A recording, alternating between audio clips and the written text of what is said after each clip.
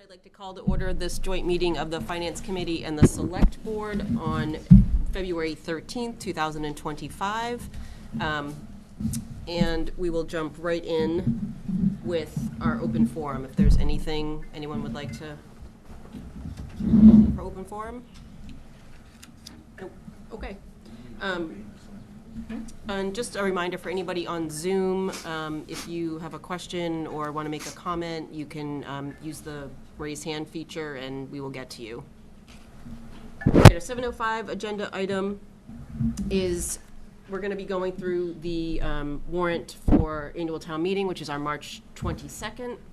And the first article up is Article 8, and it's approved Community Preservation Committee recommendations. And I believe we have Marilyn Frank to present the projects. Good evening. I've broken out how we plan to spend the money if we are approved, and so I'd read that to you. I know that you probably have a copy. I know Dan does. First, $24,000 from the undesignated fund balance to support community preservation administrative expenses for the fiscal year 2025. This includes $9,000 for the two CPA administrators and $15,000 for CPA expenses such as coalition dues, legal expenses, etc.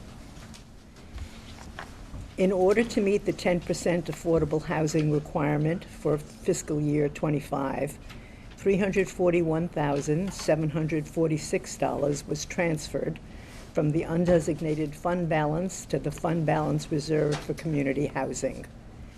Accounting mechanism that reserves funds so that they can be used only for future affordable housing projects.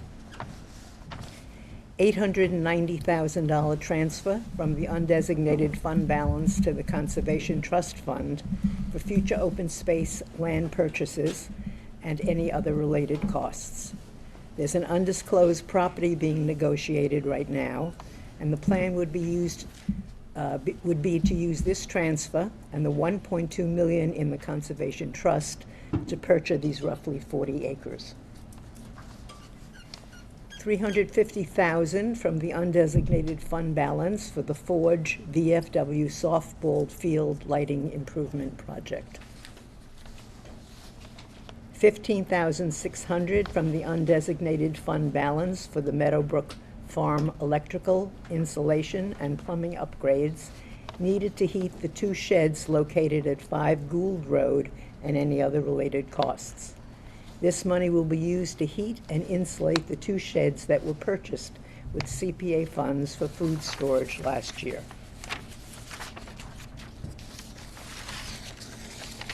There are two transfers to the Affordable Housing Trust.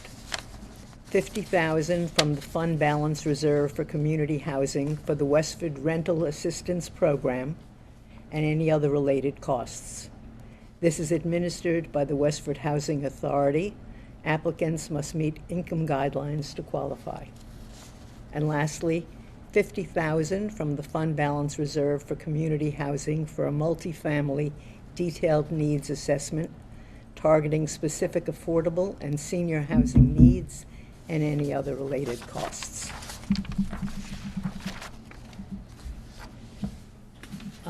I don't know if you have questions for me on any of that. Probably. So what I'm going to do is go through the projects as they're listed in the motions. If anyone has questions, we'll do it in that order.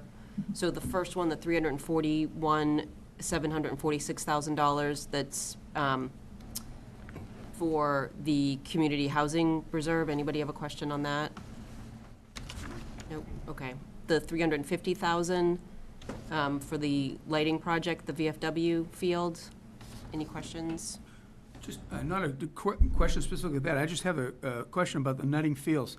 Is there any discussion about helping fund that through CPA funds, or is that? There has not been. Okay, thank you. Yeah. I think we're prohibited from doing that. I was just going to say, because it's turf, you're. Right. We got in under the wire, and then I think it was Needham that had. I don't remember which community. I'm pretty sure it was Needham. But under the state rule that CPC funds can't be used for turf fields. I got it. Thank so you. They can't come back to us is the piece. Appreciate that. John, did you have a question on? Well, I was just wondering, how is the high school field lighting being funded? It's my understanding, when we had our meeting, that at the time that they were calling some of that stadium, and we are not allowed to give money if there's a stadium, a name attached to it. However, town council, it's also my understanding, doesn't agree with that.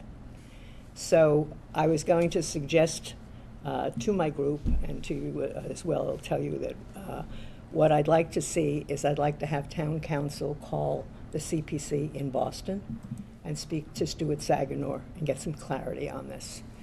And in the event that there's room for any kind of negotiation or even just a discussion, CPC would have another meeting and we would discuss it there.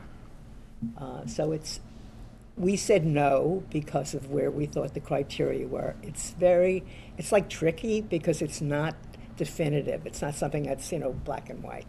But we're open to that, and I would call a meeting of everybody. Okay, so separate question, not related to CPC. So if it can't be funded by If it was, CPA funds, how's it going to be funded? And then the question becomes, is this 340, is this 350 the right number? Because that was if we did both projects at the same time, there was going to be a discount. Right, and I think the idea is that if it can't, it's gonna get done this year regardless, so that we will be able to realize that savings.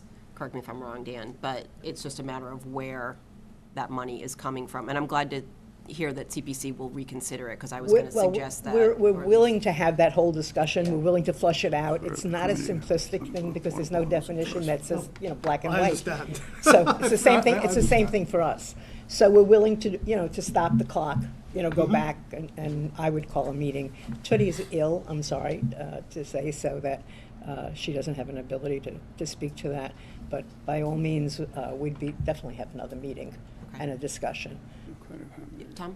I just want to check with Dan, so is it in motion to have Craig, town council, contact the CPC and basically give us an opinion? Yes, council reached out today to the coalition. They did not get return phone call. I'm not sure if the weather played a part with that, but we're trying to connect them right now. You're working it, and what's the timing effective deadline for, I guess it's sort of a question, so Well, it seems like pretty soon we have to get that opinion. so And that we you have a will chance call to him meet. as well. I will speak to Stuart myself as well. Yes. By next week, we want to have that connection made and have a definitive answer one way with how council is recommending we go with the project. Yeah. And then it'll give time for CPC to meet again. Yeah, And then- either way, we will meet with somebody again. We won't just leave this empty. In other words, even if it was a disagreement, we're going to have another meeting so that we can have some clarity, so that we're asked from the floor. We have better answers. Dan, could you give me a call like on Tuesday, just so we can check in and make sure that this is resolving? Yep. Thanks. Okay. Anything else on that? Okay. So the 890,000 transfer from the undesignated fund balance to Conservation Trust Fund. That's mandatory. Okay. I actually had a question on this, because in the past, the transfers have been more like in the $150,000 to $200,000 range. So, This is because this was a request. okay. It's There- not a, Yeah, there's a pending transaction out there. Oh, that's that- the 40 acres? Yes. Right. Okay, So it's not okay. public yet, but it's going to occur off-cycle from town meetings. So for Gotcha. us to close on it, we're going to need funding in that account in order to move forward. Okay, it wasn't so- clear to me so- that there and was a if it would- particular thing out there. If it Okay. would occur, then, the Conservation Trust Fund would be tapped for that 1.2 million. Yep. No, that But we makes have to sense say now. there's a place to allocate it from. Yep. May never happen, but Got we it. at least could say it. Okay, all right. Anyone else have questions on that one? Okay, the 50,000 to the Affordable Housing Trust. I just wanted to get clarification on that. There was, There was money they asked for that was was again in an area that we, when Tootie was on board, it said was not allowed. So Okay, so that was- if the, if affordable housing had it in their own bank account, they could do whatever they wanted to do. But the monies couldn't come from CPA for that window Other thing. that they asked for. So Okay. 2 things yes, 1 thing no. Gotcha. Okay. The next one, the 50,000 for the multi-family needs assessment. They asked for, they got. Anybody? Okay.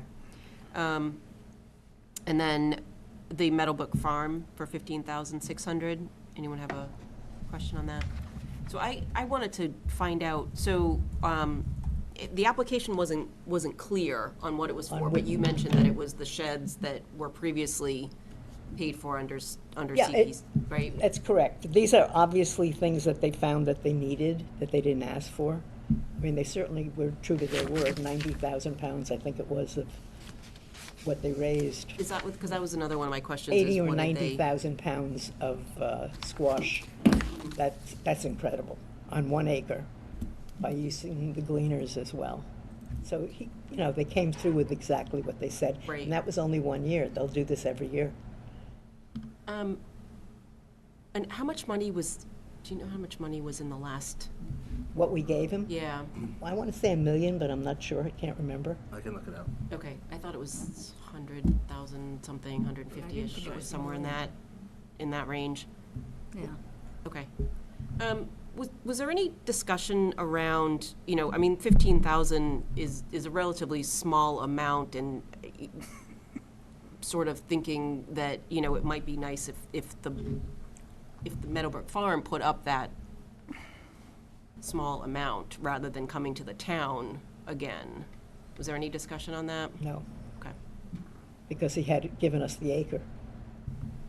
Ye- It was his acreage that was used to raise,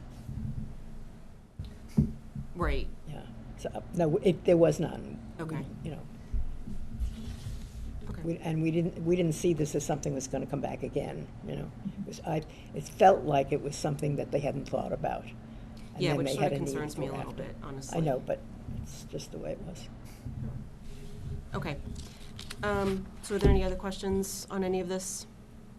So I'd actually like to hold our recommendation on this until we get an answer on the WA lighting. So we won't take any positions on this Article 8 tonight, but we'll do it hopefully at our next meeting. But you'll keep me appraised of Hmm? when you're going to, you'll keep me, Yes, I apprised. will. Okay. Yep, absolutely. And we'll try to get Hey, that just a meeting. quick question before Marilyn leaves. I'm sorry. This is for Spirit, sorry. I had my hand up, but I don't think you noticed. Can you guys hear me okay? Yeah, we can. Go ahead, Chris. Can't see you, but Is that a yes? You can hear me? Yes, we can Yes. hear you. All right. So on the WA lights, Marilyn, I was wondering, did the commission at all discuss the fact that CPA funds have been used back in 2016 for the Westford Academy track renovation, as well as Yeah. in 2018 for the WA Athletic Complex Design project? I mean, so it looks like we've already used CPA monies for this facility, so you have, I'm but just wondering if the committee discussed that at all. and if No, that they would didn't. impact, They didn't, but I do their remember- viewpoint. I'm sorry for interrupting you. I do remember personally when the bathroom needed renovation and how we were very careful about exactly what we did with that so we didn't cross the line and wind up being accused of having a different kind of facility. So, no, we didn't discuss that, Chris. But I do remember that it got a little Yeah, I hairy think it's really at that important to time. bring that up to the committee. I mean, we actually have a sign hanging on, right outside the entrance to the facility saying, this was, the track is renovated by community preservation funds. So my I don't feeling is if disagree. we've given money to do that, and the lights are part of that facility, there shouldn't But be we're any getting- issue with, using funding for those lights. I think we're just getting bigger and bigger, and I'm not sure what tipped it. I'm not sure what tipped it this time, but, I myself will try to talk to Stuart to understand what the differentiation is, if there is any. Well, I mean, that's my point. There's no monetary difference. But we But that's what makes it so difficult. being But, considered for that. just need an opinion. yeah, Yeah, but that's why we're doing, what we're doing, asking that town council who disagrees and who could be perfectly right, because it depends on whose answer it is. It's not black and Well, white here. I mean, that's the thing that's concerning to me, is that we've done it twice already. We have a sign at the facility saying that we've used community preservation monies to renovate the track at that same facility. So I don't even understand why there's a conversation that needs to happen with Yeah, our Chris, town council on this. I- We've already done it. I get it. I think we can't answer that here, but we will get that answer. And that's why we're willing to go back in again and look at it. You know, Yeah. so if we can have something that gives us permission and we're not gonna get attacked for doing what we do, you know, then we can look at it differently. Okay, That's prudent. thank you. You're welcome. Okay, so let's continue on with Article 7, which is the MSBA Robinson School Feasibility Study. And I assume we have Dr. Chu? Yes. And our school committee chair.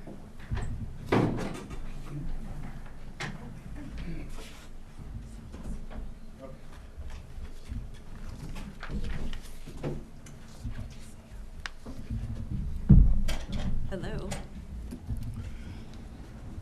Can you guys just I introduce? see Dan furiously working to Get get right his, to it. It's a little slow. his slideshow up, our slideshow up. Would you just introduce yourselves just for Sure, the people yep. at home? Yep, I'm Valerie Young, I'm the chair of the Robinson School Building Committee. Chris Chu, I'm the superintendent of schools. I'm Lindsay Richard, Vice Chair of the Robinson School Building Committee. Thank you.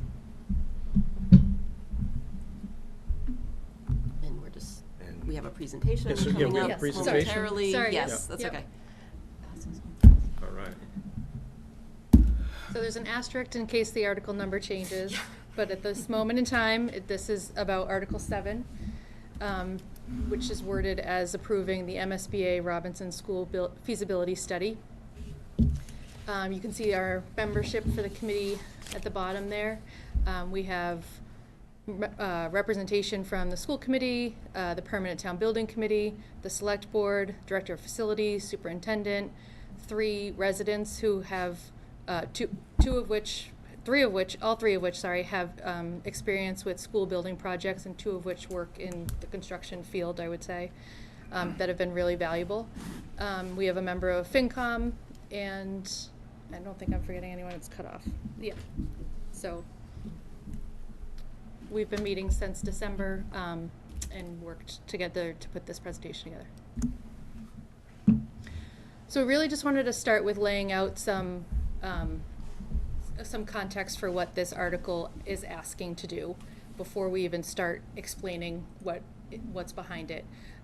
It is an ask to authorize $1.6 million to spend on a feasibility study and schematic report of the Robinson School.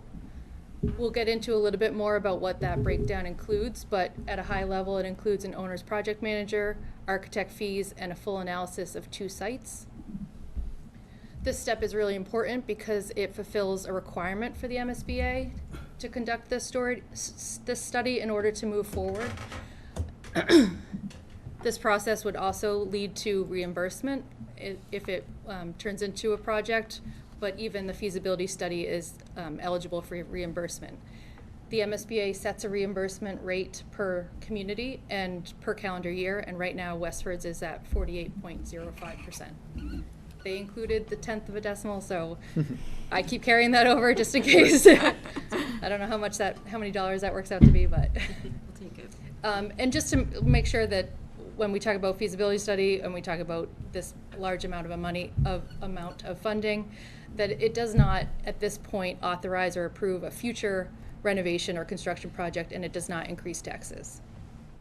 And just to be clear, Valerie, whether we go ahead with anything or not, we still are eligible for that 48.05% reimbursement, Yep. correct? We got that clarification. We've Yep. asked them at least Yep. twice just to be really Yep. sure. Yep. Yeah. So, what is a feasibility study, right? So the MSBA specifically requires this, as Valerie had mentioned, as part of their process, and it includes evaluating the existing conditions, exploring potential outcomes, determining the costs, and I think most importantly, recommending the most cost-effective and educationally appropriate preferred solution to the community, right? So out of this, a preferred outcome will also be attached to a feasibility study. So every single MSBA project that exists, they require at least these 4 things. What if you make no changes? What if you simply bring the building up to code? What if you do a renovation and addition to support the educational needs of the building? And then what would a new construction look like as well? In our situation, because we submitted the Robinson School, we could be looking at a new construction for just a pre-K to 2 building, which is what Robinson is right now, or we could be looking at a pre-K to 5 building as a consolidation as we look to reconfigure the elementary schools in our district. So you'll see the next 2 bullet points there. If we were to consolidate the Robinson and Abbott population as a new pre-K to 5 building, which would leave us with 4 remaining elementary schools, so that in total we would ultimately have 5 elementary schools instead of the current 6. So that would be taking one of our schools really out of commission, I guess. And then the other piece is that we could explore building a larger Robinson Abbott construction and redistrict 3 pre-K to 5 elementary schools. So the Crisafulli, the Miller, and the NAB Nassett School, which are already in a better position to reconfigure to pre-K to 5. And in that case, we would look to reassign the day school population amongst the existing schools. And we would have 4 elementary schools. So if and this is part of what the feasibility study will explore, right? So that's a whole different piece here, right? So are we going from 6 schools down to 5, or only if we looked at new construction, or could we actually go down to 4 schools and rethink how the students are served in those remaining schools? Just one question on that. Yeah. So does Abbott only come into play in that 4th bullet? Yes. Okay. Yep, that's a good point. Yeah, so the first 3, make no changes, clearly you. We're talking Right, just Robinson. And bring up to code would be bringing Robinson up to code. And then a renovation and addition would be for the Robinson population. And so if we go to the next slide, we'll kind of talk about why are we even talking about Robinson, right? So why is it that we targeted this one school specifically? So in early 2023, as a district, we did a full comprehensive facilities assessment with the design firm SMMA to look at all of our educational needs for the next 10 years. Their findings came out with actually Robinson being having the most significant needs. Primarily, one of the pieces is the open concept that exists at that building. It was a philosophy that was alive and well in the 60s, and the building was built in 1969. It's outdated, and it does not meet the educational needs that we have today. And it's also the only elementary school in our district that has this open concept layout, and we'll talk about that a little bit more. And you can look at the other bullet items there, all these different needs that were addressed. The roof, they were determined that it's close to a failing condition. The HVAC system is obsolete beyond its lifespan. There's electrical and plumbing systems issues.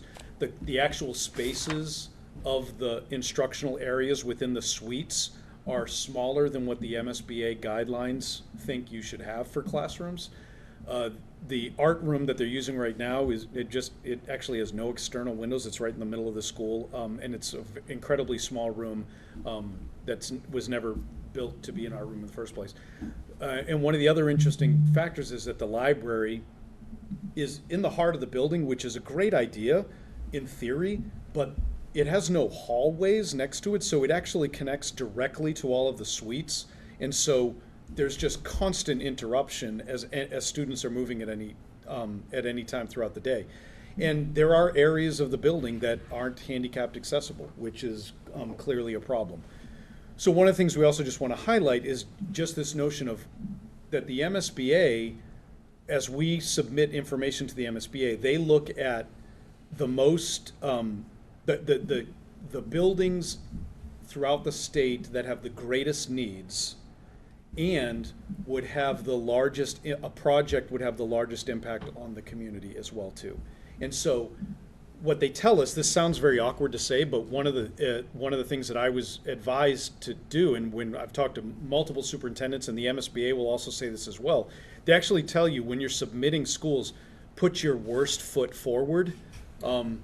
And so that's what we did. Robinson had risen to the top here. And so what we knew is that by putting our worst foot forward, if they select that into the process, then you have the opportunity to consider these consolidations, and that you can actually do some work on and have an impact on the district as a whole. So if you look at the next slide, that SMMA report actually came out with Robinson, Abbott, and Day having the greatest needs. So that's why we're talking about these three schools and not the other schools. Now, many people might know that Crisafulli and Miller are two of our newest schools. They're 20 years old, but they're two of our newest schools in the district. So when we were looking at the elementary schools specifically, we weren't surprised that these three were the ones that came up with the highest needs. I will say I was surprised that Robinson came out at first, because I sort of thought that Day would, but what all of the architects and engineers told us was that the Day school as a building actually has really good bones, right? And it was this open concept at the Robinson school that you can't do anything with. You can't turn those suites into smaller rooms based on the makeup of the building. It's just not, it's not practical and feasible. So that's one of the reasons why that rose to the top. And at this point, I believe is Jeff Goodwin with us online? Because I'm going to ask Jeff to speak about the next slide. He's our director of facilities, and he can speak best about this information. Good evening. Can you hear me okay? We can. Thanks, Jeff. All right. Yeah, so on this slide, what you'll see here is what we wanted to do is we wanted to take out the priority needs from these three schools out of the SMMA report. So these are really the high level facility needs that we envision are going to need to be addressed, depending on which way the MSBA process takes us. These are the highest level of needs for the three buildings that will need to be addressed over the next 5 to 10 years.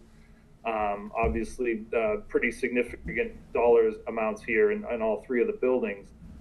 By no means does this list represent all of the capital needs that the buildings have, but these are the biggest ticket items and the ones of the most urgent need. One of the things that is common amongst all three of these buildings is none of them have fire protection systems. While they have alarm panels, they don't have sprinkler systems in any of the buildings. And a certain, depending on what level of renovation potentially could take place, that could end up triggering not only the addition of sprinkler systems, but also would trigger us bringing all these buildings up to full ADA code compliance, which is a pretty monumental task. Jeff, can I just add something? Yep. It's cut off on the screen here, but there's a total for the Robinson list as well, which is $9.7 million. And there's also a small note at the bottom that these are 2023 costs and only construction costs. So I just want to make sure everybody in the room can see that. Sorry, Jeff. Yes, actually, thank you for pointing that out, Valerie, because I think it is important to note that these were all the estimates that were brought in during the 2023 assessment. So we would have to definitely apply some level of escalation depending on how far out these projects actually get planned. So it's an important note to make. One of the things that I also wanted to put together, just as a side note to this, is I've been working on just gathering some of our operating and maintenance budgets for these buildings. So Jackie in my office, kudos to her, has spent some time over the last couple weeks putting that together. But on a yearly, the best sample size we had post-inflation was the FY24 budget, and just to give you a sense of what we spend each year to maintain these buildings, in FY24 we spent $78,946 maintaining the Robinson School, and that's everything from heating, gas, electric, septic pumping, the whole 9 yards, even down to monthly trips to the Ace Hardware. So for Robinson, it was $78,946. At the Abbott School was $69,469, and the Day School, which is the largest amount of square footage out of all three of these buildings, was $107,665 in FY24 in operating and maintenance. So, it's reason to say that, depending on which way the MSBA process takes us, a newer building could probably definitely run much more efficiently for us in the future. Happy to take any questions on any of this information before I ramble on. Anything? All right, thanks, Jeff. We'll go to the next, if you go to the next slide. Dan, so really, we just want to kind of, again, let everybody know where we're at right now. So in April 2023, we submitted a statement, oh, that should say statement of interest. State of interest, I didn't catch that, sorry. Statement of interest to the MSBA, specifically for the Robinson School. In August of that year, the MSBA, based on our submission, they sent a senior study team to visit Westford. Now, they don't do that for, they've told us, at that time, they told us that they send senior study teams out to approximately half of the applications that they get that year. So we knew that, okay, well, that was good. We made it into the, in 50% of the group that was going to be studied. And so they sent a senior study team that came out to visit Westford, tour the Robinson School. They wanted to sort of see things for themselves and start to check basically the information that we're presenting to them. Is this accurate, right? And after that meeting, they then asked us to share with them the full facilities comprehensive assessment that we did with SMMA, because we had talked about this idea in that assessment.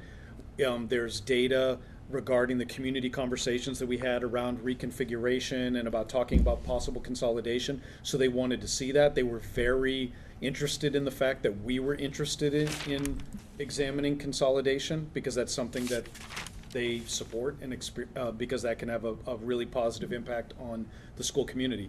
And then in December 2023, they notified us that we would be invited into the eligibility period, and our timeline started in August 2024. So the eligibility period is the very first phase of 9 phases that the MSBA has. This is just the beginning, where they're really looking at the data, they're looking at our information, they're checking it to see, are you in significant need? They're comparing us to schools throughout the state to see, is this one of the neediest projects, because they're going to be putting their funds towards this. So that's where we're at with this process. And so that's why the first stage of that, the next thing, we need to have funding for a feasibility study in order to move forward. And I'll turn it over to Lindsay. Thank you. Tax impact. So the 1.6, which is the budget for, that we developed, the committee developed for the feasibility study, includes 3 major categories, which are broken out on the next slide, but I'll highlight them here.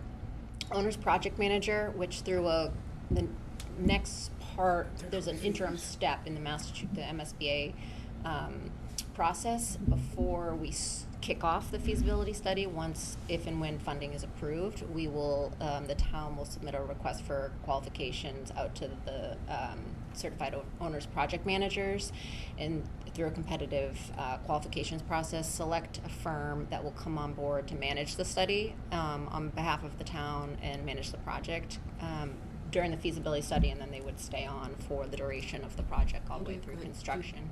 I think she just answered my question, which was, does the OPM stay for the entirety of the project? So they do, yeah. It's by phase, so they would submit a fee for this first phase, and then we would also have line of sight into what the fee would be for so the the duration. 1.6 doesn't cover the cost of the OPM, say, if we get to construction. Unfortunately not. They are a major player in this process. No, I understand that. Yeah, absolutely. The architectural fees, and so after the OPM selected, we'll go through the designer selection board, a state agency of Massachusetts, to hire an architect for the feasibility study. The designer selection board helps us craft the notice and the scope for the feasibility study with for the architects to bid on, and ultimately the designer selection board selects the architect for you. They come on board. The OPM will manage them and begin diligence on 2 sites within our budget. The diligence is the third bucket of work, mostly focused on civil and site analysis, but also a bit of traffic and potentially geotech work too. And Any unused funds out of the 1.6 can be rolled over, because this is just the first chunk of money for the overall project. So if we were only to spend, 1.2, then the rest of that could be rolled into the rest of the project. And it's eligible for reimbursement, as we indicated earlier. On the next slide, this is a bit more detail here. I'm going to jump actually to the middle range. The MSBA, this ranges in other communities roughly between 1 and 2.5 million. We've settled on the 1.6 because of the work that SMMA and the town did during the facilities assessment over the last 2 years. We're able to really pick up on that work and focus on existing site analysis and study both at the existing Robinson site as well as an alternate site or a third site. What is the most cost-effective way to build a new building? Looking at the topography, doing a survey, where the utilities are coming in, grading, geotech analysis of the soil conditions, really just getting some diligence done to truly just study the true cost of what a new build project would be, as well as looking at the renovation option in deeper detail. So I think you can see, the breakdown there, the 250,000 for the OPM, 900,000 for the architects and engineers scope, and then the remainder, 272, is for the diligence work across 2 sites. And then we have 150,000 in for contingency. Great. So we have a website where we're trying to track all of this information to be able to share with the public. That's on it's on the school district site, and the town committee site on westfordma.gov points to the schools so that we can just have one place instead of mirroring. But obviously we're planning some outreach to the community. We have an information session scheduled for the senior center before town meeting, also an evening information session for the wider community, and we will hold that at Robinson, but offer Zoom hybrid attendance as well. And we're thinking of opening the building up before that information session for tours to residents on that Wednesday night, as well as on a Saturday before town meeting. So we welcome your questions. Questions? I'm sure there's none. We'll just move right We'll just be moving on. There was along. another part that, I don't know why the slides are getting cut off, but on the slide that says what will the 1.6 million be used for, we do know that this sounds like a high number for a feasibility study, so we really looked for a report from a similar community that's Actually, the slide before that, one Dan? before that. So my point is, there's a example document of what this amount of money gets you from another community that's linked in the bottom of that slide. It's at the very bottom, we can't see it here, but it's from Wilmington. They have yeah. gone through a similar study for an elementary school, and it's 1,500 pages, the report, but that link will take you to it if Light reading. Yeah. light reading. Bedtime And reading. it's roughly 8 to 10 months of work, paying architects and engineers and getting real work product that is part of the design of a new or renovated, could be part of the design of a new or renovated school building. Questions? Nate? Go ahead. First of all, thank you. As a Robinson School current parent of a kindergartner, and having gone in to read books during the day to a kindergarten class with another kindergarten class in the same room, I can't tell you how, I don't know how the teachers do it there, let alone the temperature in the building and just the overall feeling. So I think, this is certainly something that is absolutely worth considering, because the current state is not what I think we expect as a community from a facility. Question I had was, if this goes forward, so the 1.6 million, where specifically would that funding come from if the town approved that at the town meeting? I'm not sure if that's you or you, Dan. That's a good Dan question. Sorry, what was that? It was How are we funding it? How are you funding Are we it? funding it? Where specifically does the funding come? So it's written in here, it's for a non-excluded bond authorization. So essentially, we would authorize the 1.6 million to be able to be borrowed. Now, how we move forward with that, we do have a lot of options. If the larger project is approved, it could be rolled into a debt exclusion with that as well, so it's not eating up the operating funds. So essentially, if it stands by itself, you can borrow for a design project for 5 years, but we have 2 years in short-term borrowing before we have to pay down our principal payment. So for the budget next year, we have $80,000 earmarked in the debt service budget for this project. Is that a common practice of That's what we using do with debt? all- Well, I guess let me ask, rephrase Oh, that. sorry. Is that a common practice for communities who've done other SBA projects, just on the planning money, the feasibility money, to do it as debt service?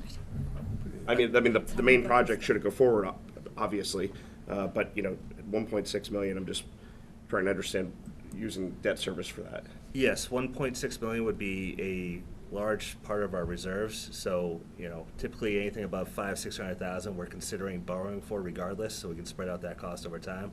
So 1.6 million is quite a hit to our reserves.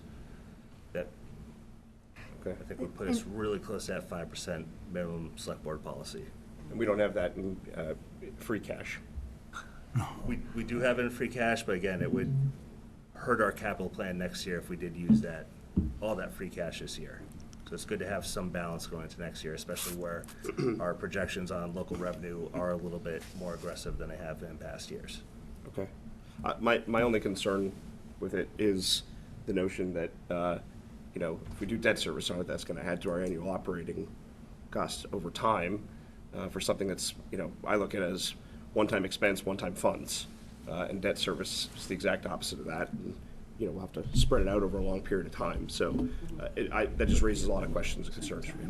So that's something where we can get creative too. So if we choose to move forward and fund a debt payment from free cash, just so we don't lose all of our reserves in 1 year, that's also an option. So we can fund this in a variety of ways, and we can be creative with that, so. Just to jump onto that as well, if we get 48% of this reimbursed to us, I don't know what the timeline is, but, is it possible we wouldn't have to bond the whole 1.6, we could just bond our portion of it or something, right? Or just Or- free cash if it's or much less. whatever, something. If to that point, if Christina's saying 48% of the 1.6, so if we're paying 52% of it, that gets more towards the policy of what you were discussing. I would just be interested in more exploration of that. We clearly got a mandate from the voters on the idea of Prop 2.5 overrides in general for operating. So, Right. I think it's something to look into going forward, right? If this passes, if, we have the authorization, should we need it, but we can always kind of reconfigure things to fit the budget, correct? Yeah, okay. I don't know the timing of reimbursement from MSBA, but I do know once we formally kick off the feasibility study, if the town were to approve it, we can immediately start submitting for reimbursements through the MSBA. So I would imagine in that scenario that depending on how invoices are coming in the timing, that we would be able to, we wouldn't have to necessarily borrow the full 1.6, that we could do half. All right, so that's something to keep in mind. would that decision, Madam Chair, be something, if it's authorized by the town meeting, borrow versus free cash? Would that be something that would be at a future finance committee, or does that have to be settled before the article goes forward? I just don't know. I don't know that. Well, it changes the vote, right? Yeah. Or you're saying it would have to be a 2/3 vote if any part of it is borrowed, right? Yes. As opposed to not borrowed would have to be. Majority vote? Majority. Do you have anything else to add, Dan, or? No, just that we have flexibility moving forward with the debt authorization. That, I think, is a way to go, just because it, we can make short-term interest payments year to year. They're going to be minimal at first, and then we're not going to permanently bond this project until spending is done. And so we'll bond the net amount, not the gross amount. We're not going to go out and borrow 1.6 million right away, so. Okay. Any other questions on the, I think we've gotten this, I think this is John has settled, his but hand anyway. Just a John, comment. yep. we've done SBA projects before. We did some on the day school, we've done the winter project and everything else. And this approach has worked very well. By the time we get to the end of it, we get the money from the state, and we don't have to spend that other 60-some-odd% or 60%. So, it works very well. You mean borrowing, John? Yes, yes. Christine works miracles with that. I just prefer the majority vote versus the 2/3 vote. I feel like this is a real, like, what we didn't cover in the slides is the cost of inaction. So if this doesn't go forward, the MSBA bumps you to the bottom of a list, and there's actually like a waiting period for a number of years that you have to wait before you can do another project with them. So I think the cost, the risks are high. That's all. So part of me worries about communicating this to town meeting and the gravity of the situation. Okay. And the future, the future opens up with the reimbursement project of a future project. If this fails and we have to go it alone, that's 100% paid for by us, so. Sure. Okay. Andrea? Just to follow up what you said, Valerie, let's assume, we submit our feasibility study and we're one of, 10, 12 communities. I know MSBA doesn't fund all of them at once, so we don't go to the bottom of the list, we would be, let's say it's 10, if we're not one, could we be number 6, and they go through like the first 5 and we have to wait a year or 2 for the rest of the funding, I guess? I'm wondering how they prioritize. If it's approved, So once you're in their pipeline, Yeah. then, because they staggered us at the beginning of the pipeline. So that's why earlier I said our timeline started in August 2024. They told us in December. There were some districts that started the eligibility process immediately in January of that year. They told us we'd be waiting till August. Oh, okay, And so so they they've already staggered. done that. But once you're in the pipeline, if the community continues to support the project, then the MSBA is continued, Okay. there is no delay there. But what Valerie's talking about is that if the local community Said does no. not approve a step, whether it's the feasibility study or if it then after the feasibility study, if it's then the actual project, whatever Right. that is. Then we If go the to the community bottom. doesn't support it, then they say, you're out, you're out, and you have to wait a number of years before you can submit I again. get it. And not just But you've one. answered my question, is which they've already staggered us. They've already so that- staggered it, yeah. I get it. Okay, thank you. Any other questions? Dennis? Yeah. There's an old proverb says, a journey of 1,000 miles starts with the first step. I feel like we're on the threshold here. So the question I have is, of course, this idea of state pressure to get something done sounds very eerily familiar of another enterprise that we're involved with. But I just want to ask some very simple questions. So the first thing is, there's 3 uses up there. One of them is the civil site analysis for 2 sites. What are the 2 sites they're referring to? So, the Robinson site, and we haven't officially established what the other sites are, because they haven't asked that, and that'll be part of the feasibility study. But the original piece is looking at consolidating the Robinson and the Abbott School. What we were assuming would be the site next to this campus right here, right? So, a number of years ago, the fields, where are we? The fields this way. That was a site that was identified as a possible location for an administrative building before I became superintendent a number of years ago.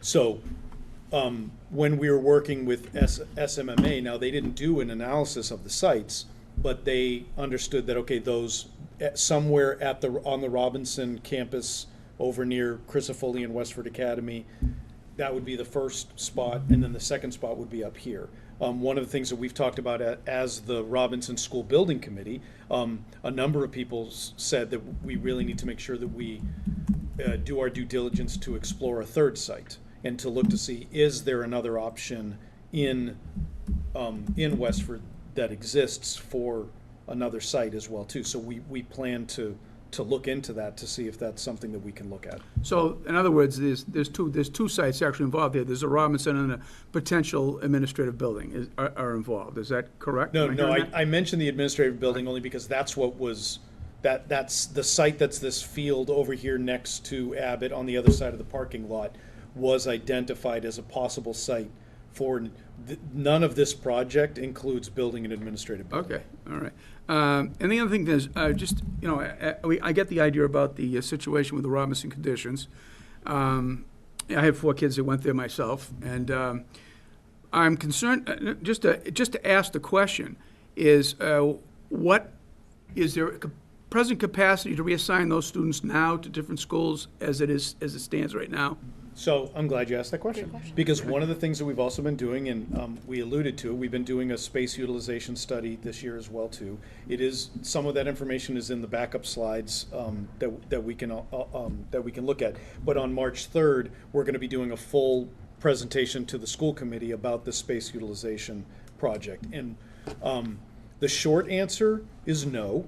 The longer answer is because in order to reassign students, we would have to have K-5 configurations in our buildings, because not all of the buildings can currently support the age ranges of the students that exist.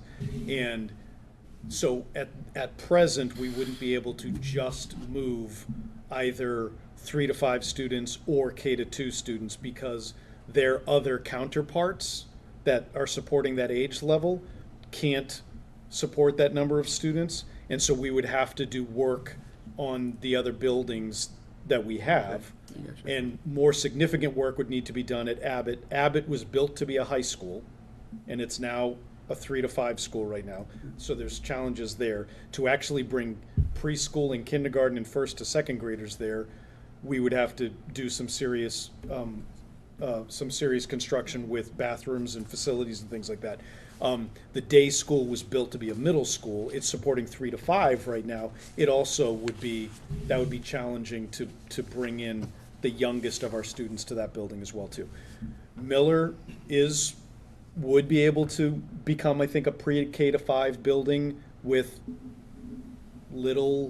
minimum work. I think Nabnasset was built to support that age level, so while Nabnasset doesn't necessarily have as much room as others, it's already built there. Crisafulli, we would just need to figure out, it was built specifically to be a 3 to 5 school, so at Crisafulli, we would need to look at how do we support the bathroom facilities for pre-K to 2.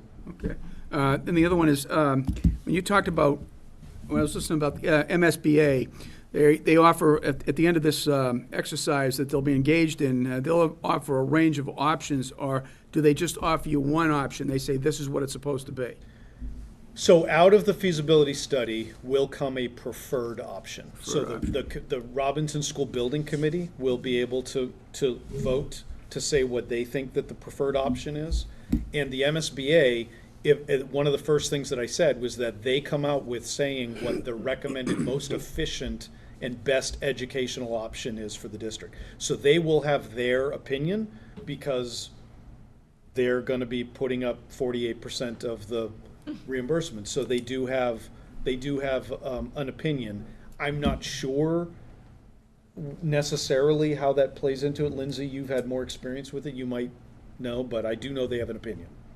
Yeah, I'm not entirely sure if they always go with what the preferred option is by the town, or if they offer, or if it's a collaborative process. Yeah. We'd have to look into that Yeah. together. But I suspect it's more often than not what the town prefers, because they really. So, I mean, it's not like we're not going to get a menu that says, for example, if you want to renovate this to make it operational, this is what it's going to cost. If you want to build a new building, this is what it's going to cost. Will you get that kind of a range We of are getting choices? that. We will get that Yes. information. We Okay. absolutely will get that information. Yeah. Yeah, those are the outcomes of the feasibility study. You will see at But they'll least have a those preference. 4. Yeah, you'll see at least those 4 options. So we'll be able to communicate that to people, and we'll be able to say, at that point, we'll say, this is what our suggestion is. This is what our preferred option is.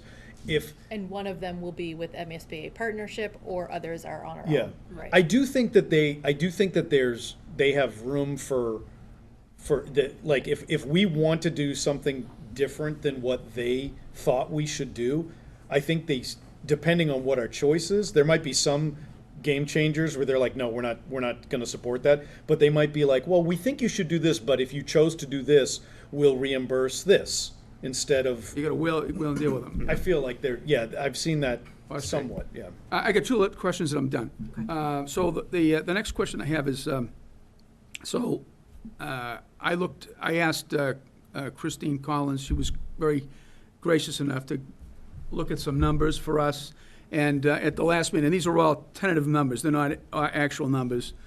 But Chris Lass had indicated that she was going to set aside about $30 million in one of the excluded debt situations. She wasn't going to work on it, but it's going to be set aside.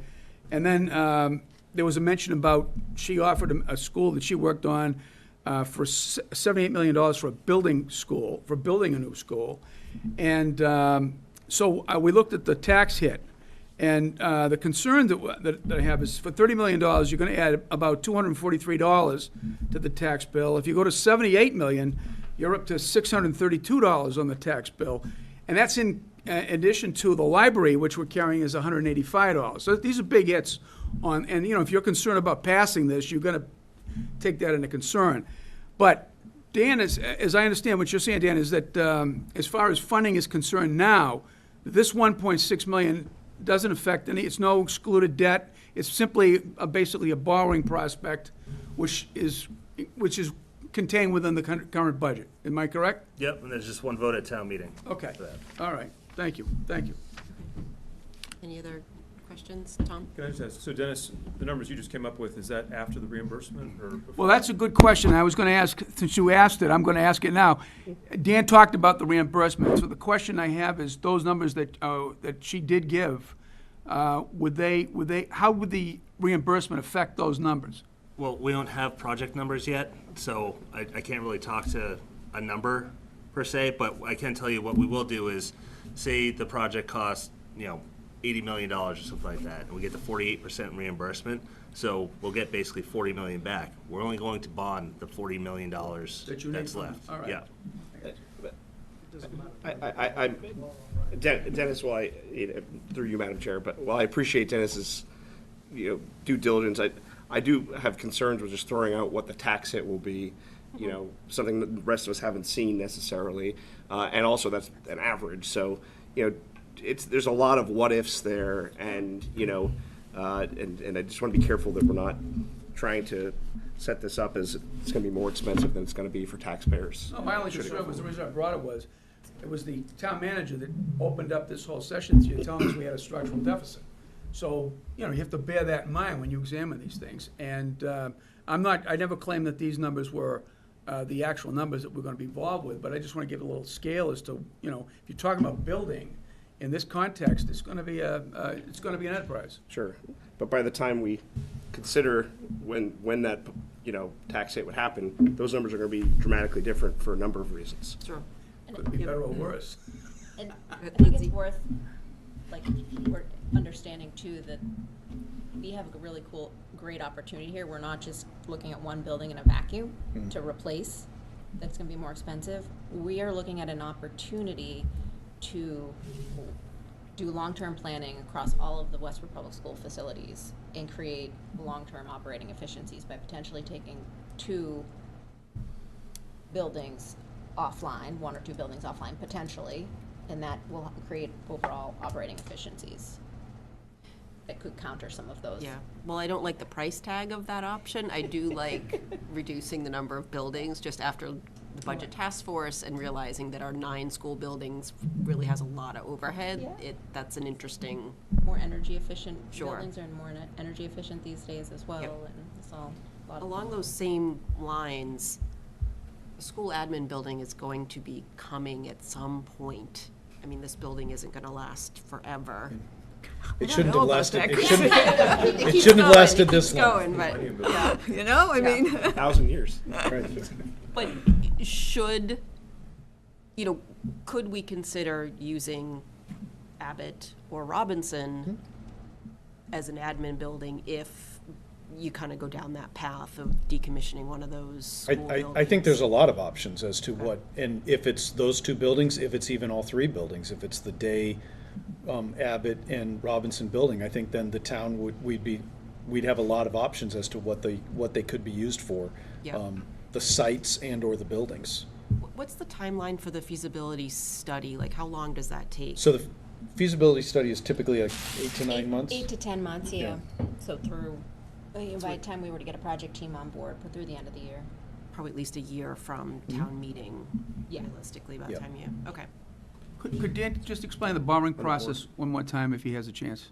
Sure. How it would go when you. Sure. Go ahead. Yep, go Okay. ahead. So a town meeting needs to authorize the bond issue at our March 22 town meeting. Once that's authorized, it allows the treasurer to issue bonds. So what we'll do is we'll issue bonds for a certain amount. We'll be in touch with the Robinson School Building Committee and see what they need in cash flow in the coming months. It could be less if there's reimbursements going from month to month, and we'll borrow based off that projection for a certain amount of time, between 9 and 12 months most likely. What we'll do is probably just pay short-term interest in the meantime. We have that 80,000 budgeted, like I said, and then we'll keep going from year to year. We have 2 years before we need to make a principal pay down, and one of the options that's available to us is to roll that debt into the overall debt exclusion at the time when the project is brought forward to town meeting. And just a quick question. You said that the feasibility study is reimbursable, Yes. all right? Because I was under the impression that it was not, unless it's rolled into an actual construction. So it, as a standalone, is reimbursable. Correct. We got confirmation on that. That was, we had heard that it was only reimbursable if you move forward with the project. So we sought confirmation from the MSBA, and the MSBA confirmed that if you're in the feasibility study, as soon as you start spending money, paying invoices, that reimbursement kicks in right away. Hey, that's good. That's good Yeah, information. there are towns in Massachusetts that have unfortunately gone through the feasibility study process and not embarked on a full project, and they've been reimbursed. Nate, did you have something, or just Nope. Beth? No, I was Okay, putting it Beth, you had a question?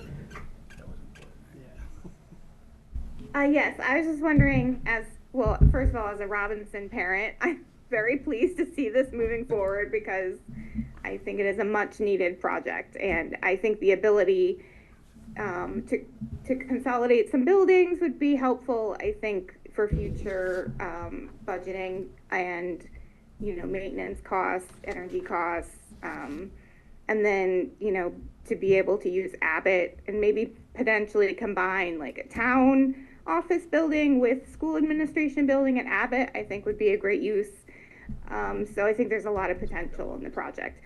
My question is, I know we recently redid the Robinson playground area, so I'm wondering if evaluating like the whole grounds and all the playground equipment is also part of the study. So it's one of the things as we look at the sites, right? Because that playground is wonderful and it's excellent and it's right there. So it's one of the things that you consider as you look at that site versus other sites. As far as, your question as far as evaluating it, other than that, I'm not sure. Well, and we know it wouldn't, even if a future project wasn't there, there's also tennis courts there, it still Yeah. becomes like a community Yeah. recreation spot, whether or not a new building is there or not. Right. So, I don't know if that answers your question. I think if we were to renovate and or put an addition or build a new building on that site, we would leave the playground where Oh, it is. yes, yeah, yes, thank you. Okay. Any other questions from committee members? Yeah, they would. I saw some hands in the audience, if anyone has. Heather? At the facilities meeting. They're gonna wasn't want sure you to how- speak I in the wasn't sure how to microphone, do Heather. that since you're Microphone. over here. I'll move Sorry. for you. You're just- yeah.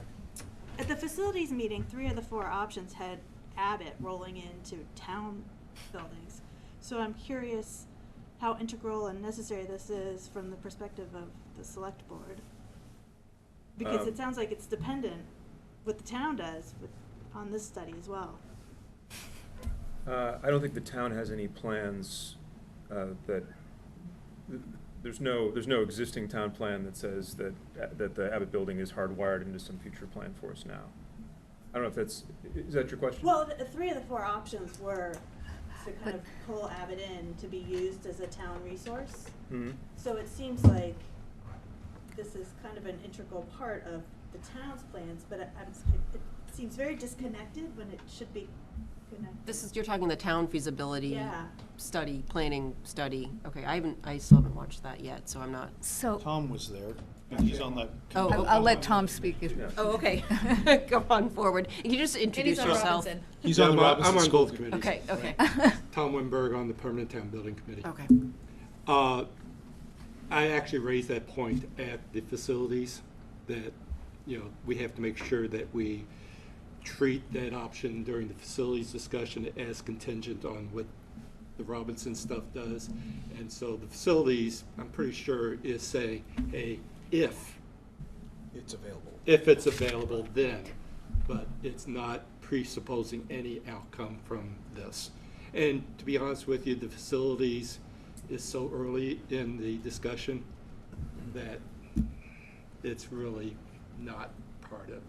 Yeah, because we're looking at all sorts of ideas and, Okay. all sorts of things, but it's not a contingent thing on the facilities. Thank you. Does that answer your question, Heather? Yeah. Okay, Because other people will see that. okay. Anything else before we? Did you have more? No, that Oh, okay. Okay. Anything else? And I guess just, we like to add, when we talked about this, is if someone watching that has their child going to Robinson, there is lots of joy and great teaching and learning that's happening there every day. The staff are working miracles. Those kids are learning, the staff is teaching, so. Yeah, that's one of the things that we tried to, even the tour, in this presentation, we've created a 15-minute video tour as well of Robinson, and one of the things that we want to make sure that we are communicating is that the educators are wonderful, right? The students are thriving. Engaged, yeah. In all three of these schools that we're talking about. We're just saying, and some of you have already said it as well too, the facilities just aren't what our other facilities are. And the fact that the MSBA has acknowledged that the Robinson is one of the neediest in the state is, it's an outside validation that, hey, we need to look at this and we need to say, can we be doing better? All right, so I think we're ready to take a motion to recommend You want me to, Article you 7. want a motion?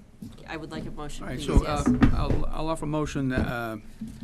Before I offer the motion, I just want to say, this is, I think this is a very non-burdensome request. The particular time, I think that it's worth taking a look at. However, I think the big discussion will come when the report has come back. Absolutely. For sure. I have no issue, and I'll motion that we go forward with the feasibility study. Okay, so you're making a motion to recommend? Yeah. And so do I have a second on that? Second. Okay, John, second, and we'll do by roll call.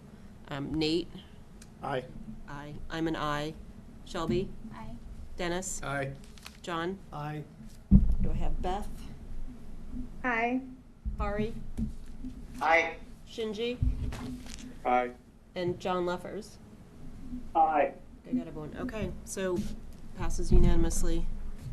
Thank you And very much. is the select board planning to vote I- later? We're gonna I think vote I'll on the do it there. 25th. 25th, okay. Thanks. Thank you very much. Thank you. But you don't have to do your whole presentation again, that's Yeah. why we were here. That was- No, that's Yeah. why we were here, and we suggested a joint meeting so you wouldn't have to do it. Okay, so we're gonna move on to, Article 21, which is to adopt the specialized energy code, and, although, as Finance Committee, since there's no specific dollar tag assigned to this, we won't be making a recommendation, but I thought it was still, good for us to hear the presentation, because it will, work its way into other things as we go forward. Beth? Hello. And can you just both introduce yourselves for us? Yep, I'm Beth Perkins, a member of the Clean Energy and Sustainability Committee, And I'm Tom Teller, a member of the Clean Energy and Sustainability Committee. and it may be that Mike, I don't know if anybody is looking at the audience right now, but I think Mike Berlinski, our chair, may be on. I'm Okay. not positive, but. Okay. So hello, and thank you for having us tonight.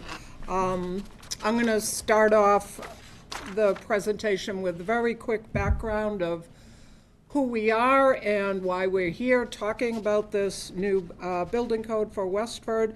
So as I think probably everybody in this room knows that we passed, we can go on to the next slide. We passed a climate resolution here in Westford at 2020 town meeting. It was passed overwhelmingly. We, at that point, committed to actions to promote clean energy and reduce fossil fuel use. And the select board charged the Clean Energy and Sustainability Committee, which had been previously called the Energy Committee, with studying and making recommendations for specific strategies for Westford to achieve net zero. The climate roadmap was published in 2021, and our strategies have been to pursue energy efficiency, transition our buildings and vehicles away from fossil fuel, and decarbonize our energy supply. So the next slide is on, why should we adopt this specialized energy code here in Westford?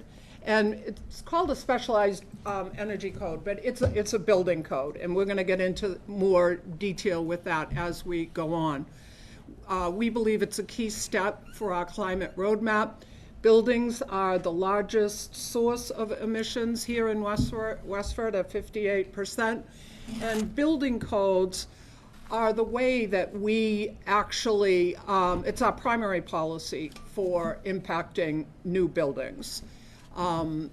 So another big reason is that it will position, if we adopt this specialized energy code, it positions us for a significant increase in Department of Energy Resources grant funding through what's called the Climate Leader Program. Most of you are probably familiar with the Green Communities Program that we've gotten about, I think, $1.3 million in to date.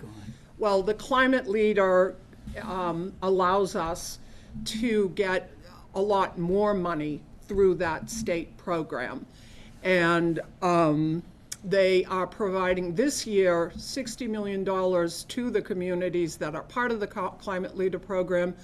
They are looking at giving those communities for grants up to $150,000 for feasibility studies, and then $1 million for work in the town that would be for clean energy and for the fleets and the buildings, clean energy projects.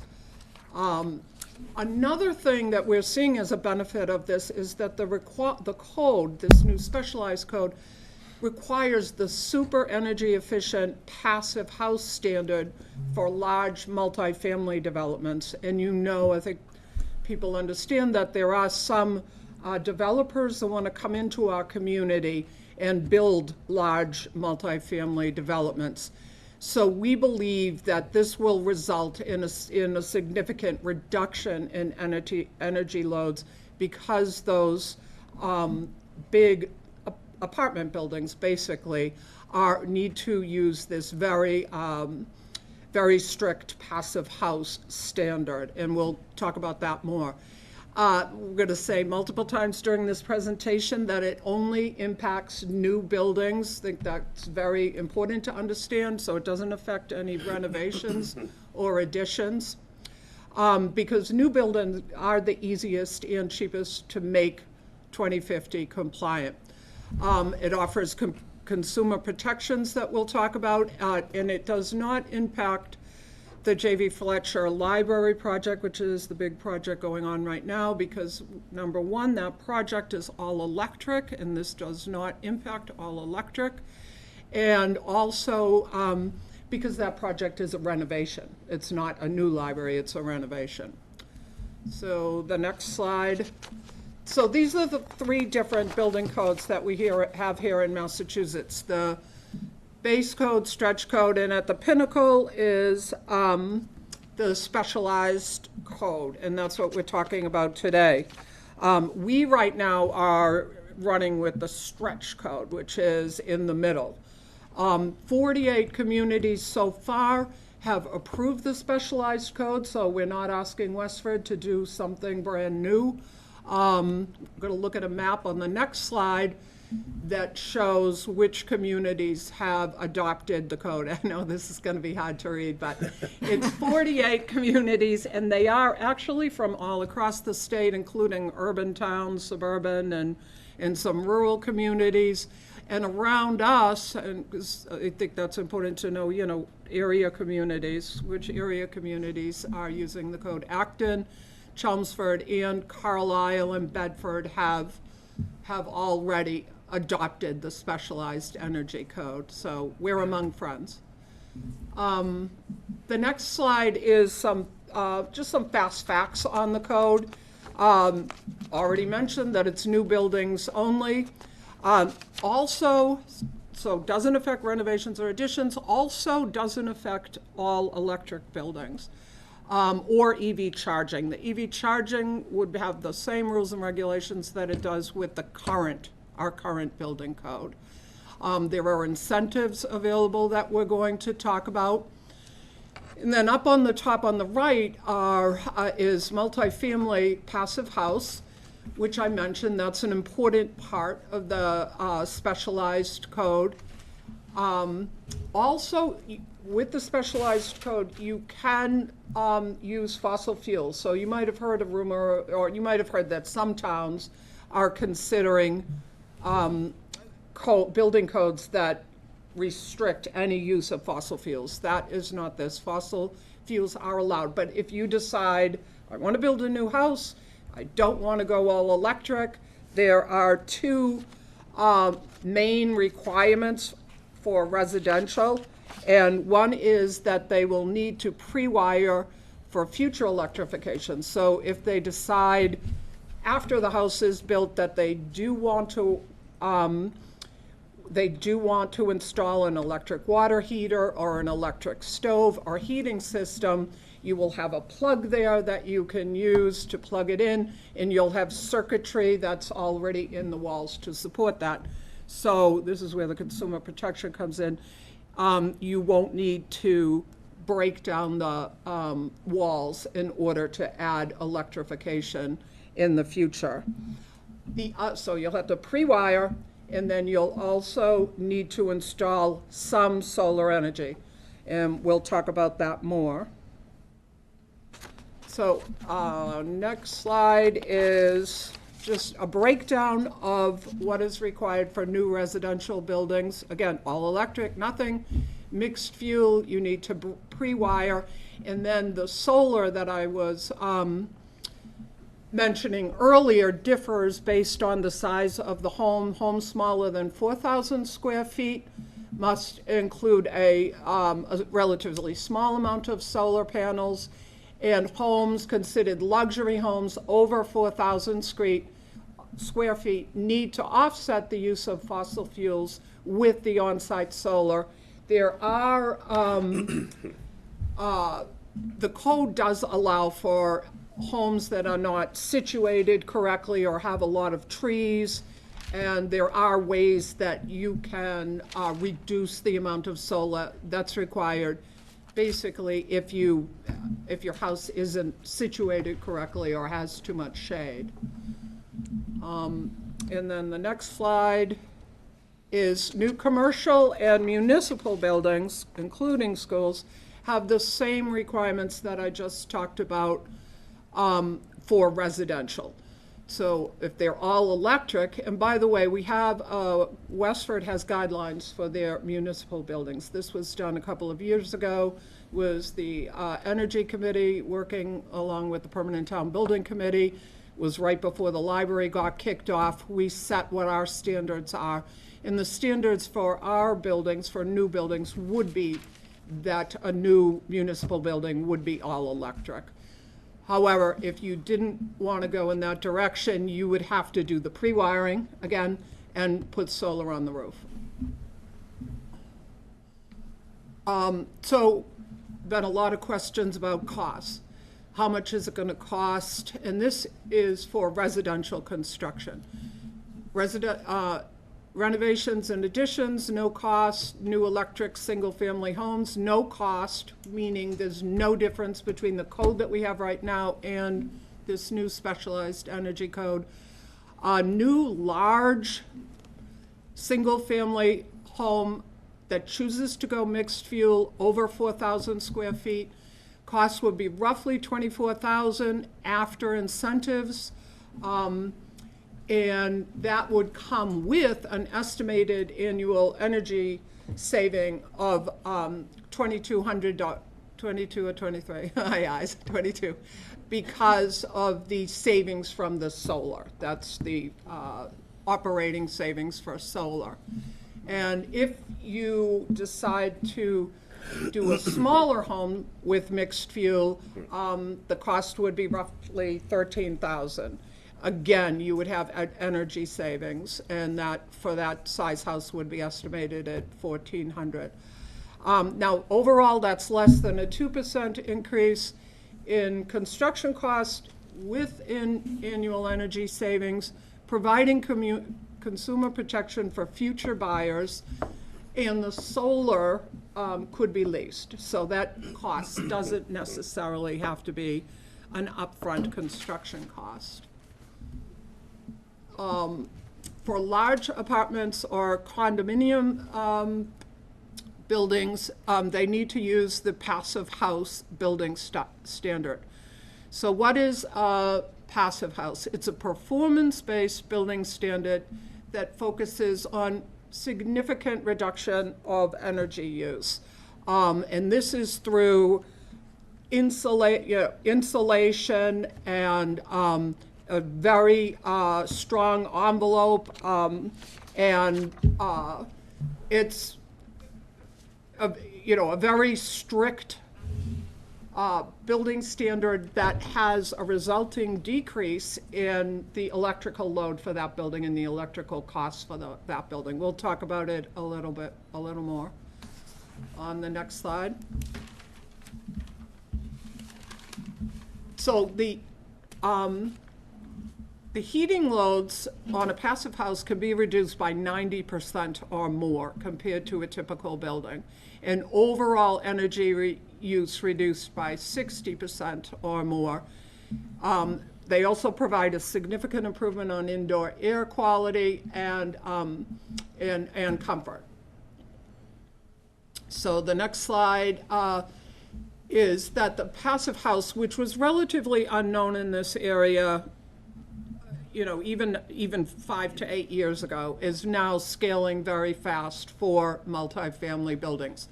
One of the reasons is that when you have a larger building, it actually is easier to build in all this insulation, and the buildings are less expensive. Multifamily buildings are less expensive to build with passive house than individual buildings.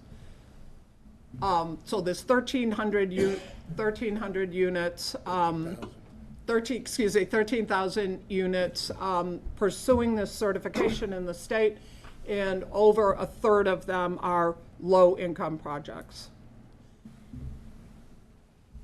We believe affordable housing and passive house are a great mix because of the lower utility costs, the higher level of indoor air quality, improved comfort, and longer lasting construction. That's a building in Lowell that was built with passive house. So does passive house cost more to build? They are being built at similar cost levels to conventional buildings, and DOER, who you have been speaking to recently about this, estimates a 1 to 4% increase in cost, and I have in capital letters there, before incentives. And in Pennsylvania, where passive house has been used for a longer period than here, they're showing that passive house construction can even be brought under the cost for conventional construction. And there's several projects there from Massachusetts and the cost differential for those projects. And we have significant mass save incentives. So $5,000 for feasibility studies, up to $20,000 for energy modeling, and $3,000 a unit for construction. There are also other credits. The low-income housing tax credit that's offered through the Department of Housing Development, and federally, the 45L tax credit can also be used for multifamily passive house projects. Okay, this is just kind of a going back through the benefits. Clean Energy and Sustainability is recommending the Specialized Energy Code because of the climate roadmap, because we believe passive house will help our efforts to get multifamily housing, affordable multi-housing in here in Westford with as little impact to the grid as possible because of the fact that it's such an efficient standard. It only impacts new buildings, offers consumer protection, and will provide us with a significant increase in funding through the Department of Energy Resources for grants. And again, doesn't impact the library.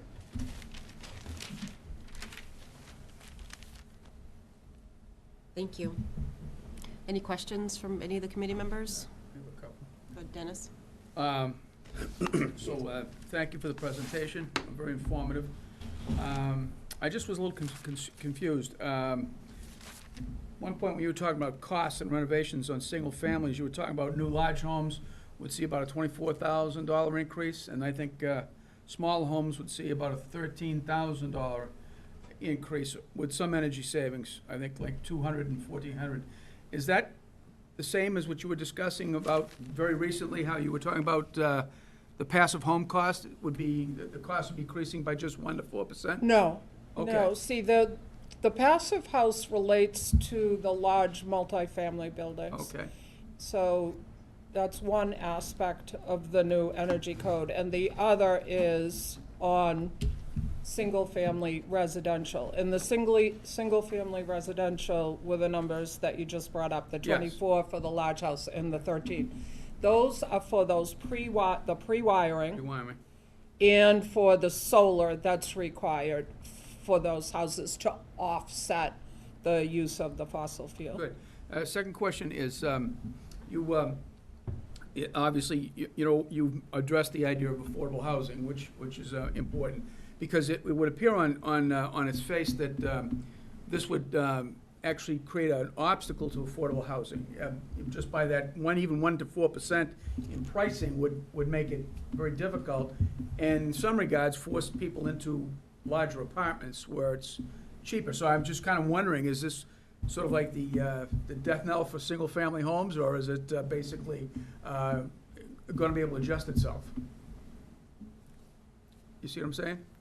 In other words, it looks as though it's very difficult for somebody who's trying to start a house. Right now we're trying to get, there are people trying to buy into it. That extra 1 to 4%, even the $24,000 you're talking about, $24,000 increase, that could be completely prohibitive for a lot of people to try to. Okay, the 24,000, just to be clear, is for an over 4,000 square foot. All right. The other one's 13,000. Luxury home, right? And that would include solar, that would reduce your energy costs each year, and the pre-wiring. Okay. So, yes, Okay. There is there is an incremental cost. And again, that's only if you want to build your new house here in Westford using mixed fuel, using fossil fuel. If you want to go all electric, then there wouldn't be any additional funding required because, over and above what our current building code would require you to do. Now, there's two final questions I have that I think are kind of interesting. One of them has to do with the capacity. So this is putting a lot of burden on National Grid.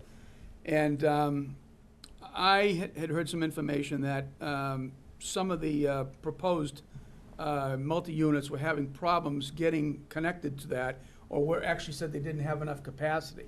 So this would be a limiting factor. And then the other thing that's of concern, and if you can address it, I'd be glad, is that if everybody goes to electric, particularly operating off a national grid, there is a international concern, security-wise, about a single point of failure. So if somebody hit our grid, we'd all be out of heat. So I'm just concerned, how would you respond to those two concerns? I think to the first question, and this is relatively new information for the town that emerged from meetings between the town manager's office and National Grid in response to some of the issues that projects that are being proposed are facing. And there do seem to be at least spot restrictions, spot limits. Some circuits can absorb very large new projects. I think that's a reality that we face. Okay. But those decisions and those observations were based on the current code as it is.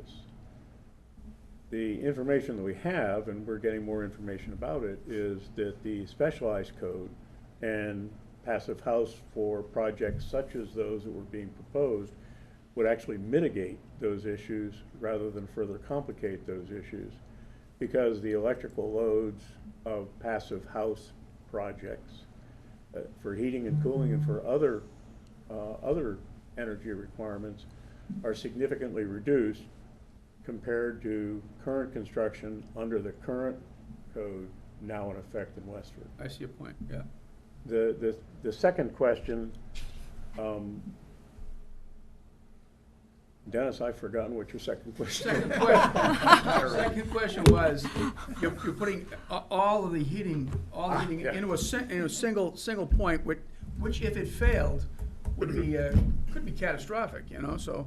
That's a very significant concern, and I don't think I can offset those concerns completely, but I can offer 2 points that in mitigation. One is the specialized code and all electric construction explicitly provides for generators, standby generators. And those standby generators are obviously going to operate on fossil fuels. And those are explicitly allowed. So if I had my home, it was all electric, and the grid went down, whether it's because of another winter storm, or summer storm for that matter, or international incident, then I can fire up my standby generator and I'm back in business. And I think that's homeowners and building operators need to plan for resilience as well as efficiency. And I think needs to be part of the provision for that.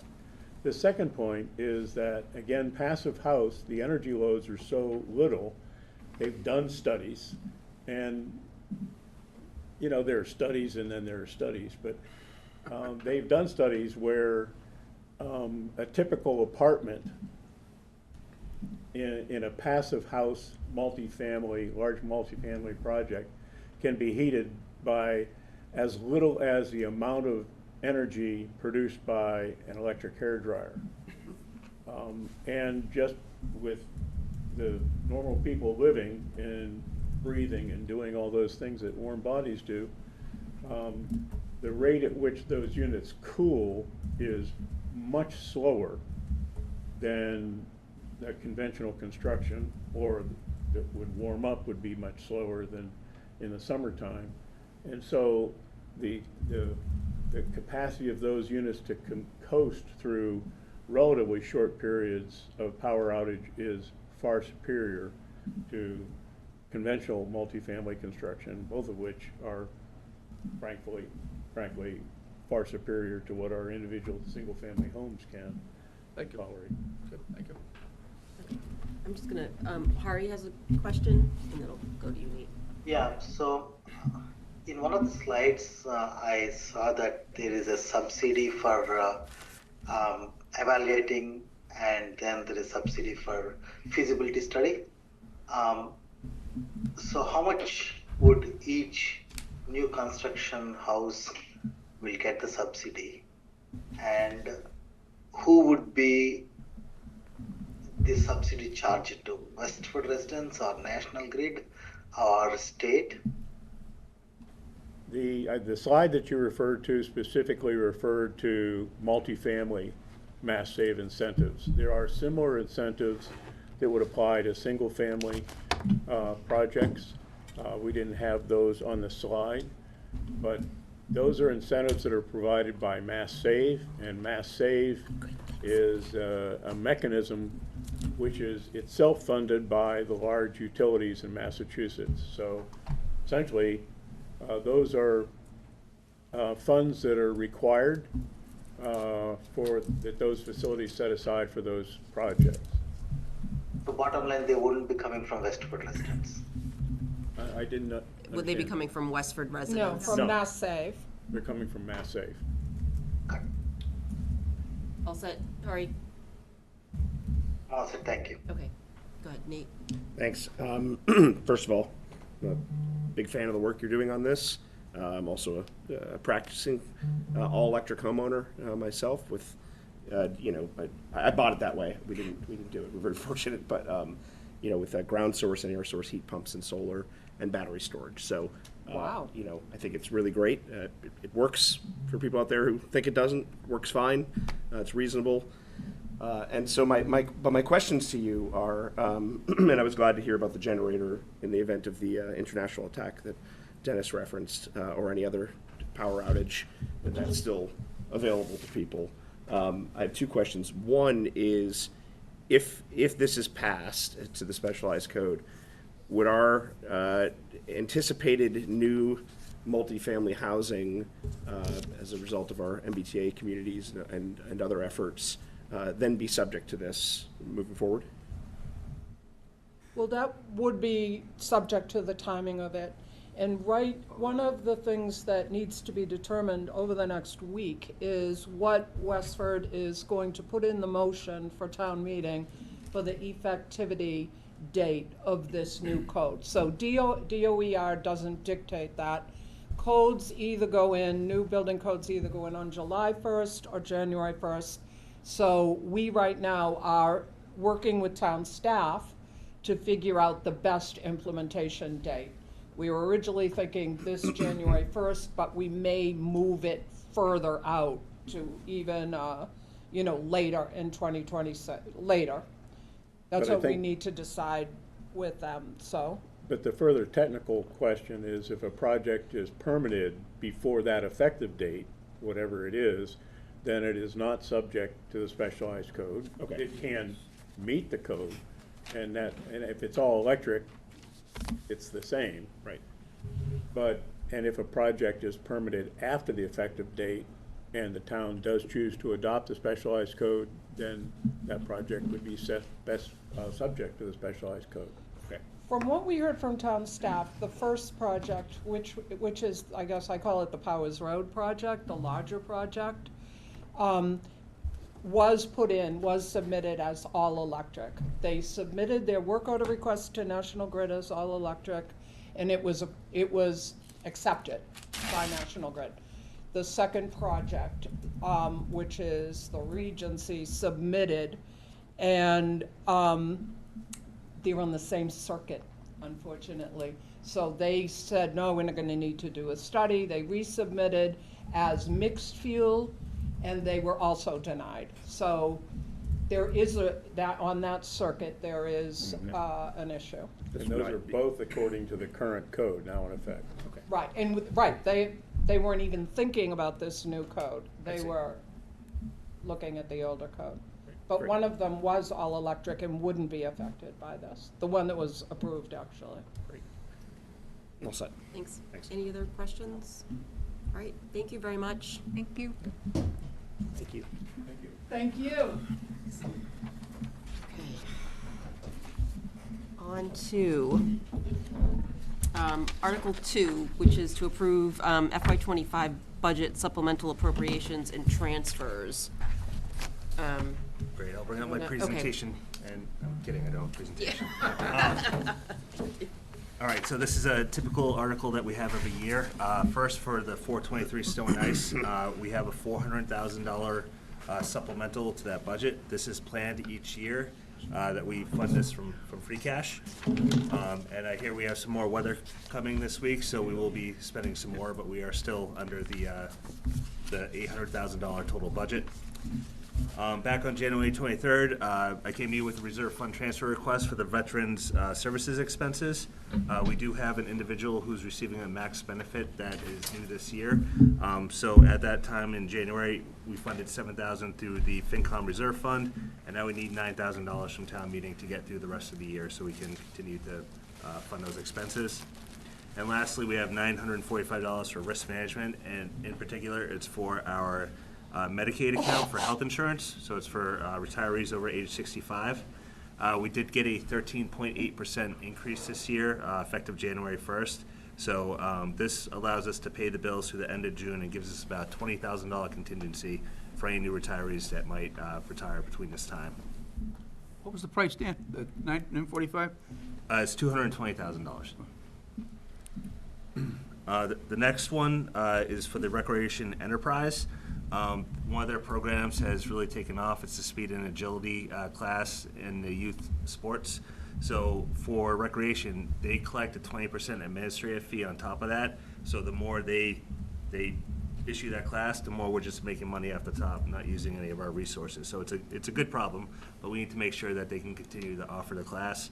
So, and speaking with Michelle, we thought $55,000 was a good amount to fund that to get through the rest of the year. It's coming right from recreation retained earnings. Anything that isn't spent closes right back to recreation retained earnings. Dan, I just had a question on that. Sure. So if, as I understand the vendor programs, it's 20% off of the fee that people pay to, attend this program. Yeah. So why do we need money up front to pay the vendor fee? Like, wouldn't we get that from the revenue? I'm just. Yeah, so it's because we collect 100% of the revenue, Okay. and then we have to issue back 80% of the fee, which hits our expense account. So Okay. it's just how municipal accounting works. If they were collecting the fee and they just gave us 20%, that would be better because we wouldn't have to raise the expense budget. But since we're doing the administration work on this speed and agility, it impacts our operating budget. It's just the way it's flowing through our books. Okay, but we're not really spending the 55,000. This is. I'm still kinda losing it, This is but- like pure profit. Like any class Yeah. we have on this, we're getting 20%. So. But the expenses go up too. The Yeah, revenue but- goes up, which is great. Yeah. Yeah. But the expenses go up less than the revenue goes up, but we still have to change the expense budget. Okay. Okay. Thank you, Tom. I also have a question on this. Sure. Maybe this answers what my question was, which was when I looked at I saw this in the letter, and I went back Yep. to one of the follow-up documents that you sent us was the recreation revenue by program. And in that, for the current year, the revenue minus direct expenses was in the negative $22,000 for that particular line. Does this solve that, or No. is that just timing in the year? That's timing in the year. It's Okay. So for government, we work on a cash basis. So we offer the program ahead of time, but once we hit July 1st, Okay. that revenue already goes Got to it. Okay. that program. So it's a timing issue. All right. So hence when I looked at the FY24 actual, it was a $28,000 in the positive. Yes. Versus Right. So 22 in the we negative. definitely collected money in advance of those programs being Got it. offered in July. Okay. So. Yeah. Thanks. Okay, and then next up, we have a couple of transfers here. The library is looking to transfer $37,000 from personal services to the library expenses. As Ellen laid out in her memo, they're not backfilling every position right now. anticipation of moving off-site to 515 Groton Road. And we also we removed their net metering credit, so they do have higher electricity bills right now. But once construction is underway, the electricity is going to be paid through the debt exclusion. So this will help get them through the end of the year. And lastly, we have a couple of transfers from debt service to the town capital project fund and the school capital project fund.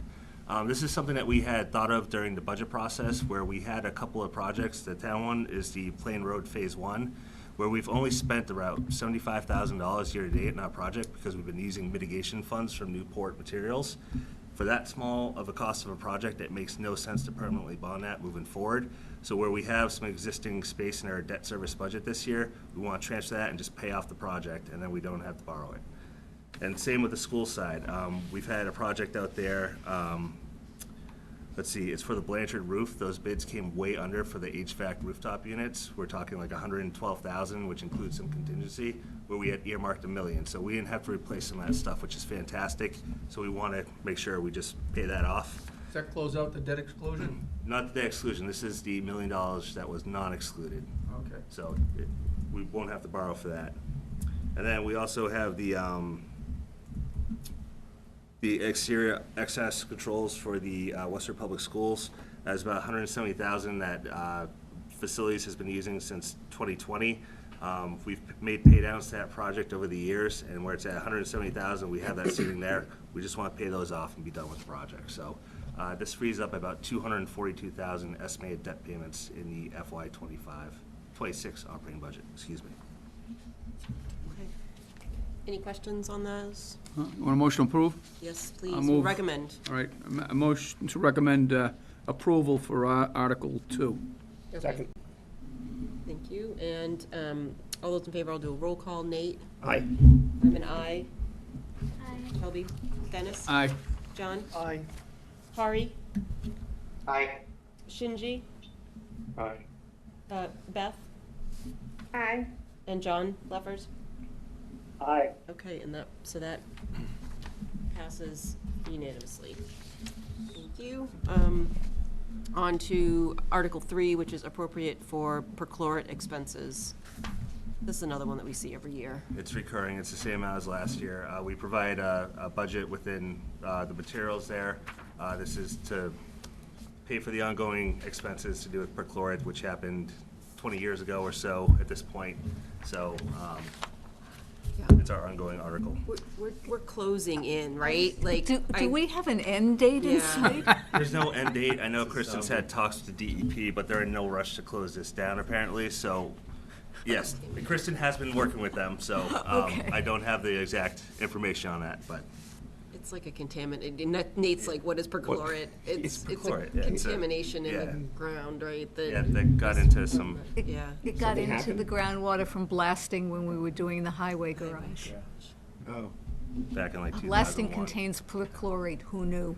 And it got into our groundwater and Okay. 20 years ago, and we're still paying. Yeah. Thank you. So you say Kristen is they're working They're on hopefully working off, wrapping yeah. this up at some It point. was still at the Okay. Abbott School for town meeting when it started, so. Yeah. Kyle, did you have something to add to that? I was gonna say, there are some updates over the last year. Mark is online. If you want him to give Okay. you a brief update, he could. Did anyone care? I just, does anyone want to hear it? Thank you. I appreciate it. We'll, okay. We get a motion to recommend. So moved. Second. Perchlorate expenses. Thank you both. And all in favor, Nate? Aye. I'm an aye. Shelby? Aye. Dennis? Aye. John? Aye. Ari? Aye. Shinji? Aye. Beth? Aye. John Leffers? Aye. Okay, so that passes unanimously as well. Okay, Article 4 is to appropriate for energy efficiency projects. Yes, so this is a new fund that we're proposing. It's actually a special article, just like perchlorate. It's general fund, and this will carry forward from year to year with just a carry forward letter, and we propose to fund this each year. So Mike and I worked on a memo that broke down why we're requesting $200,000 for this.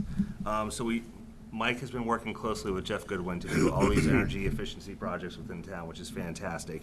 But the municipal accounting is a little bit tricky with how we allocate the funds. So the first project was the police station attic and pipe installation, which was originally approved at town meeting in October of '23. The facilities department received a rebate check from National Grid to the tune of $68,000.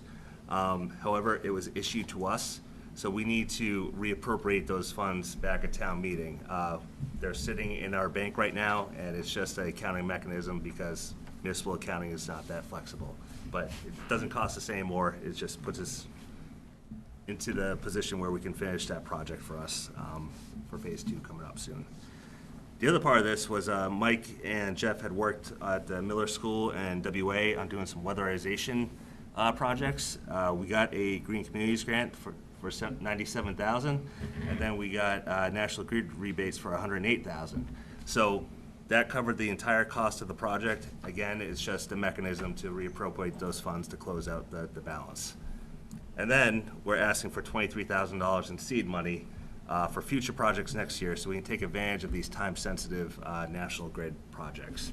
It's not a lot of money to get going, but combined with some rebates and some of our net metering credits that we have out there, I think Mike and Jeff can really do some damage and do some good things there. Questions? No, move to approve it. Second. Move to recommend. Excuse me, thank you. Okay. Stand correct. All in favor, Nate? Aye. I'm an aye. Shelby? Dennis? Aye. John? Hari? Shinji? Aye. Beth? Aye. John Luffers? Aye. All right, that passes unanimously as well. Great. Okay, so on to the capital article. Okay. For this one, we had the presentation last time, so unless there are particular questions or concerns, do you have anything to add? Oh, Yeah, you just do a have some couple things to things, add. yep. Okay. Just, it's on here as highlighted in the packet. The Abbott Elementary School wastewater treatment plant boiler for $40,460. That can come off. Mike and Jeff are using incentives to pay for that project, so we don't need to appropriate any money for that, so. Which one's that? It's like the 10th one down for the schools, $40,460. Okay. You got it. And then we have, on the next page, we have the recreation enterprise vehicle for $35,000. We are going to use a police vehicle rather than purchase something new, so that can come off as well. Okay. And then, just to point this out, because we were just talking about it, the WA lighting improvement project is under capital at this point in time, because capital did recommend it. However, the hope is to move that to CPA once we get that cleared up. Quick question, Dan? It's under schools, right here. 350. Yeah, okay. One quick question. Yep. The improvements for North Main Street and West Street, are they in a separate account? They're in the third motion. Third motion. Third motion, which would be? Page 19. Which one of these? Page 5. Oh, I'm sorry. Down here. Okay, I got it. Flip that way. So I think what I'm gonna do is hold out the Westford Academy trustee field lighting. And we'll wait until CPC Third motion. talks about that. I got confused too. Yeah. Let's see, where's that one? Article 5. I'd like to hold out the bucket truck. And does anybody have any other things, any other items that they Yeah, want to hold out? I would like to and then hold we'll- out that section on what North Main and West Street. The third motion, hold that as well. The idea is that we'll hold these out, we'll vote the rest Yep. as a block, and then we'll go back and do these individually. Anything else, or is everyone okay voting the rest of it? Sorry, what was As a the block. one Dennis mentioned? I didn't- It's the third motion, it's the $800,000 for pedestrian safety improvements. Okay. we'll just vote it afterwards, we just won't vote it in a block. And then the Westford Academy lighting and the bucket truck. Otherwise, we'll vote the rest of it. Okay, so could I get a motion to recommend everything except the things that I just mentioned? So moved. Second. All right, all in favor, Nate? Aye. I'm an aye. Shelby? Aye. Dennis? Aye. John? Aye. Kari? Me saying aye. Beth? Aye. Aye, okay. Beth? Aye. John? Leffers? Aye. And Shinji? Aye. Okay, thank you. So those pass unanimously. And, again, the WA lighting will just hold until we get the answer from CPC. And so the bucket truck, I wanted to vote separately, as I had mentioned at our last meeting, we had the capital presentation. I just have some reservations about this expenditure at this point, just given the financial situation, and it is adding to the fleet and adding to our level of service, which I just not It's crazy not about. adding to the fleet, though, is it? It's replacing another truck, Well, but they're putting a bucket on it. But not immediately. Kyle, I mean, you can come up if you'd like, if you have any, corrections, but what you had said was that it would eventually replace the sign truck, but that you weren't gonna retire that right away. Is that, Thank you. Can I sure, ask for one quick allowance? yeah, go I'd ahead. like to introduce our new business manager, Oh, sure. who started Monday of this week, Gulshan Kumar. Who's Hello. joining the team. Right in the Nice to meet battle. you. Okay. Thanks for Select coming. Board and FinCom. Thank you. Looking forward to working with this group, so this is my day 4, so. Well, welcome. But I'm a resident of this town for 28 years. Oh, great, There's a okay. very strong vested interest in the welfare of this town, so. Great, well, Great. welcome, thank you for welcome. Thank you coming. very much. Thank you for that indulgence. Sure, no problem. So no, as soon as we would receive the bucket truck, we would immediately either put up for auction or trade in the existing truck. Okay. We would not keep both together. Is that changed? Because I specifically asked that at the beginning of capital, which was, a couple of months ago, so things could have changed. It hasn't changed. I may not have explained it well. Okay, That's certainly possible. okay. Can I ask just for your explanation of what the bucket truck solves for the DPW?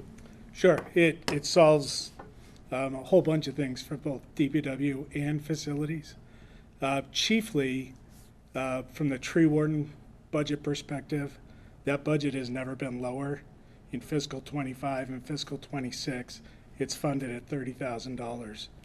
The height of its funding was about $55,000. And of course, our contract arborist charges more and more every year. So we can do less and less each year. And so any tree trimming, many tree removals, we just can't do.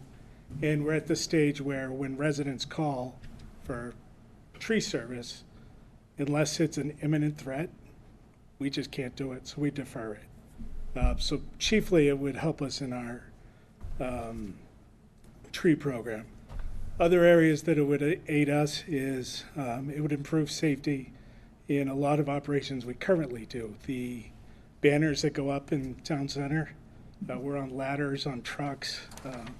That's a pretty scary operation each day. Changing our traffic signal lights, the yellow, green, and reds. The low ones we can do by ladder.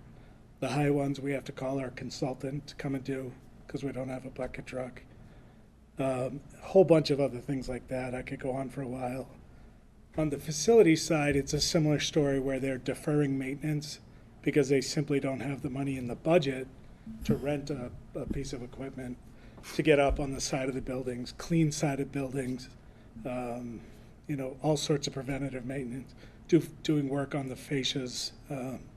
There's an infinite number of things that they would use it for as well. And one last question for me, which is, will this also require an increase in personnel costs in terms of either training or the type of person that you have to have there, or any union obligations from a collective bargaining standpoint? No, the great point is No.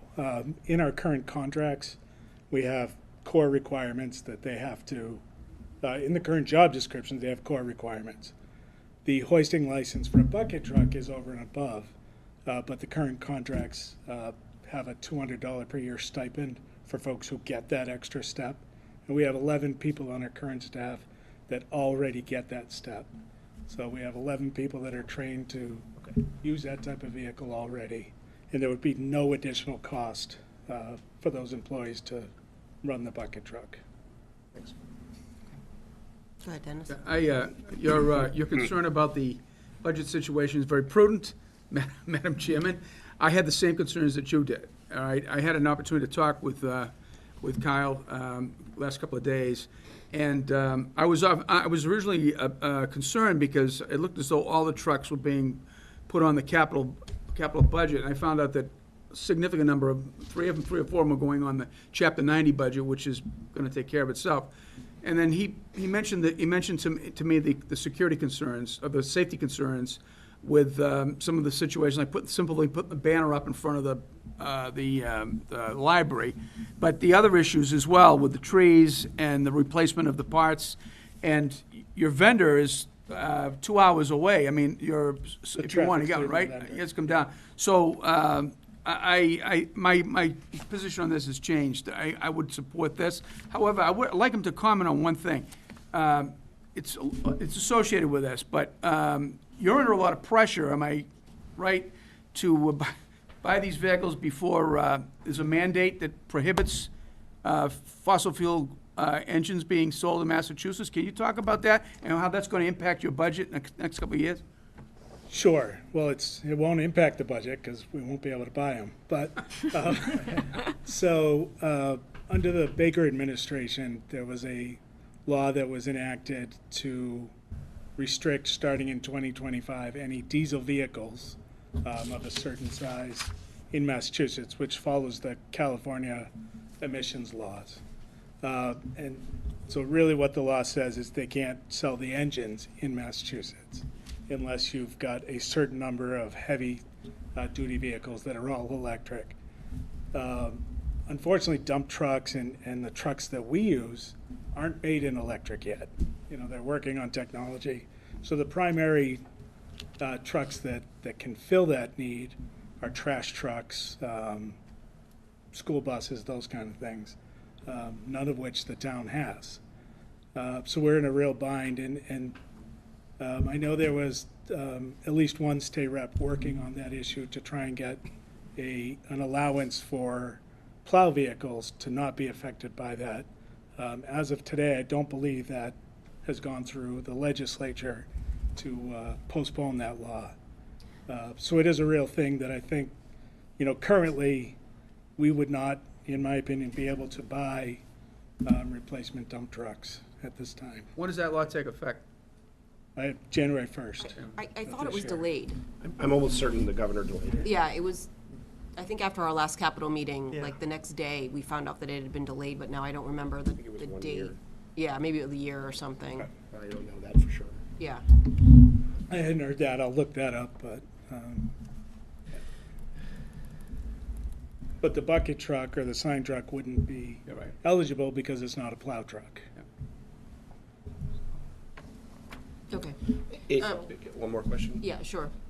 If you, so to Chair Green's point, if you are using this and actually replacing a vehicle, and you will then put that other truck up to auction, how much approximately do you have any anticipation? Because in my mind, that sort of offsets the cost a little bit. Yeah, it's hard to say. I wouldn't expect much. It's a 1995 truck that we're replacing. Ooh, antique. Yes, exactly. So I wouldn't expect With much. a lot of rust, right? A lot of rust. The body is almost gone. Don't hit the Well, let's not talk too much about it here. It's, Are you interested it's in good buying? if anybody wants it, you know. It's, Are you interested? Yeah, maybe. So, Go ahead, John. question, Dan, if I read this correctly, all right, so please correct me if I'm wrong. All right, the money for this bucket truck, all right, is just coming out of cash. We're not going to borrow money to buy this truck. Correct. All right, so if it's in the budget, it fits in the levy, it fits in everything this year. I was originally, kind of saying, no, I don't think we need this, I don't know why. And, certainly given our fiscal situation, certainly going forward, I thought, okay, maybe it's not a good thing to do. But I've actually come around to thinking that this actually is a good thing to do because, one, it fits within the budget right now. Two, we get it under any restrictions regarding a diesel vehicle, all right, when it comes down to it. And three, I think it would get used significantly within the town. And since it fits, we're not asking anything special in the rest of the budget, I've changed my mind and I think we should go ahead and purchase this vehicle. I may be changing my mind as well, except one question. Do you want a motion? No, not yet. I don't want a motion yet. Nothing wrong with it.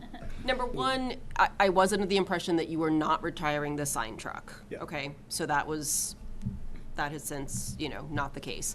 Number two, though, I'm still a little concerned about your manpower and your ability to actually do some of these projects. Could you speak to that a little bit? Sure, that is a challenge. We did lose a position in the budget last year. We are stretched pretty thin.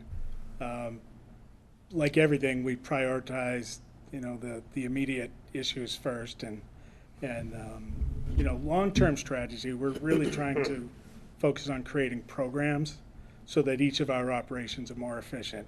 Here's when we do our roadside mowing. Here's when we do our tree work. Here's when we do whatever we do. December and into the first part of January would have been a great time to have a bucket truck. We could have got a whole bunch of tree trimming done, when we have the fleet ready for winter, but it's not yet snowing. That's a really great time of year to do that kind of work. and that's certainly when we would prioritize a lot of it. Now that we're in this 3-storm a week kind of period, Right. not so much, but we would definitely find time to utilize it. So that bucket truck wouldn't just be used in the December timeframe? No, certainly not. We'd be using it other times? Yeah, and because we have a variety of employees, all with very good skills, but each one has a little bit different skills. If we're doing signs one day, it's our craftsmen using it. If we're doing trees, it's some of our more experienced tree guys that have, those licenses. And I think there'll be very few days that it's not out and about. Okay. All right, I will take a motion to recommend unless there's anything else. So moved. Okay. All right, so one in a second. Here we go. Okay. We get it down now. All in favor? Aye. Nate, aye. I'm an aye. Shelby? Dennis? Aye. John? Aye. Hari? Aye. Beth? Aye. John Leffers? Aye. Shinji? Aye. Okay, thank you. So that passes 9-0 as well. That's gone. Okay, so now we're down to the third motion, which is the $800,000 for the construction of the pedestrian safety area. So, again, referencing the fact that that we need to try to be as much fiscally responsible as we can, I saw that particular item, which is $800,000, right? It's a significant amount of money. And I'm familiar with the intersection. And I have not received any information indicating that there's a major public safety issue there. As far as the church is concerned, very familiar with the church as well. The parking is done in the parking lot across from the church. People cross through the crosswalks. There's a crosswalk right on West Street, a parking area right on West Street. So I am not familiar, and I could be wrong, but I have never experienced a large volume of people crossing over that intersection. Maybe we need to have some information about that to see if there's an issue, but given the situation that we are trying to prioritize, and we also have a significant number of other projects in town that are looking for money for that, I think this one can be deferred for a while. So I would urge that we not recommend this one this year. Okay. I wish I could remember what we were told, and I'm not. It's not coming back to me. John, do you remember? No. The discussion at Capitol? Because I remember asking those same questions, and do you remember, Heather? It relates to Blanchard. Could you just come up and, yeah, thank you for your brain. I think it I was relates gonna say to, the same thing. It's Yeah. Blanchard, it's the school dismissal and arrival that's the problem. right, because you have Thank I've walkers. almost run into kids several times. Yeah, you have walkers and you have a lot of people flying Yeah, around no, that that's- corner. And the kids cross the street and I think there's a development up. Yeah, that's sounding familiar now, yeah. Because I remember having the same question, Dennis, but then us getting a good explanation, and that sounds, And it is a fast, I mean, we did have a fatality outside of Blanchard a couple of years ago. yeah. Okay, all right, good, so let's get Yeah. at least some information. I didn't have any before, so I'll Yep. I'll go along with it. Okay, John? One other thing is they're quite that intersection by making it a little bit sharper turn. As you're coming, I think, whichever direction, you're headed toward the church. You fly onto West Street and they just come around that corner. And it's too gradual. They're gonna make it a little bit sharper turn, kind of quiet the speed, trying to slow down the traffic. So that's part of the design, is to slow the traffic. Is that, That's it, is that I'm good? happy with it. I got explanation. I'm looking Okay, for that. so can I get a motion to recommend? How about you go first this time? So moved. A second? Okay, all in favor, Nate? Just Aye. to break it up. I'm an aye. Shelby? Yeah, you gotta love Dennis. the teamwork here. John? Aye. Beth? Aye. Harry? Aye. John Leffers? Aye. And Shinji? Aye. Okay, so that's 9-0. So I guess it's good that we discussed things separately, but I think it worked out to the same anyway. Yeah. Okay. All right, so on to Article 10, which are the revolving funds. This is a, just for the new people, this is a warrant article that we get every year. We just have to reauthorize the spending in these accounts. It's just a maximum amount that they can spend. It's not an allocation of any funding. They get revenue in for certain things and they spend for those expenses. Does anyone have any questions on those? Okay, can I get a motion to recommend? So moved. Second. All in favor? Nate? Aye. I'm an aye. Shelby? Aye. Dennis? Aye. John? Aye. Beth? Aye. Hari? Aye. John Leffers? Aye. And Shinji? I saw the aye. Okay. Aye. Thank you. So that passes unanimously. And Article 11, approve fiscal year 2026 operating budget. So this is the big one. Just as a little bit of a wrap-up before we vote, if anyone has sort of final thoughts, highlights from the budget hearings, we do put like I put together a summary in the beginning of the FinCom book, so I'd kind of like to just gather thoughts from FinCom members if you have anybody. I mean, I do have some, but I'll go last. I think. Did you have something, Yeah, I have Dennis? just a couple of comments. Obviously, the budget was passed this year without any overrides, which I think is good. I think taxpayers will be happy. We had, there were a couple of items that are pending that we should keep in mind for ourselves. I shared these with the chair. Number one is the chief of police and the Department of Public Works director, we think need to come to terms with the civilian flag people and get that. We still need to make sure that contract vendors are being, there's issues with rates and lengths of contracts. We need to make sure that they're tight.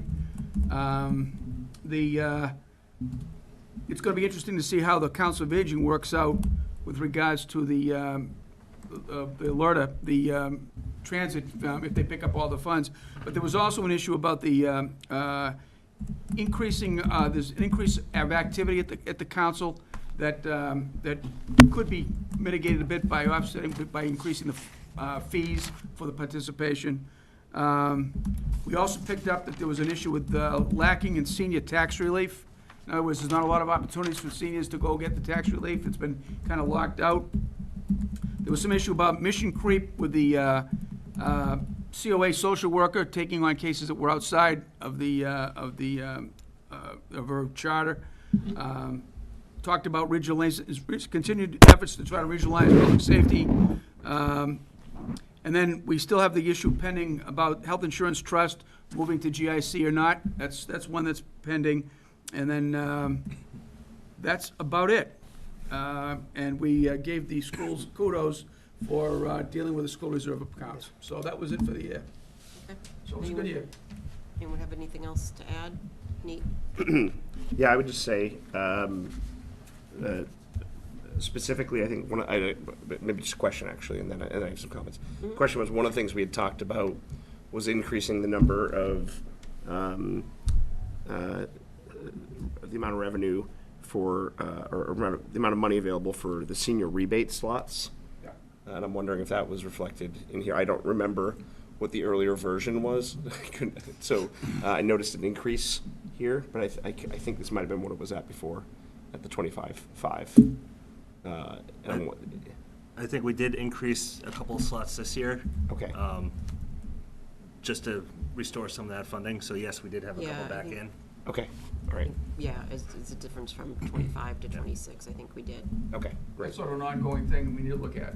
Yeah, to me, that was one thing that was clear was, that's a valuable program that can both help from a workloads on the town side as well as fiscally supporting seniors with tax bills. Right, So. and along with that, I seem to remember there being sometimes a lack of positions for the seniors to actually work in. So if there's something that can kind of, go hand in hand there. Yeah.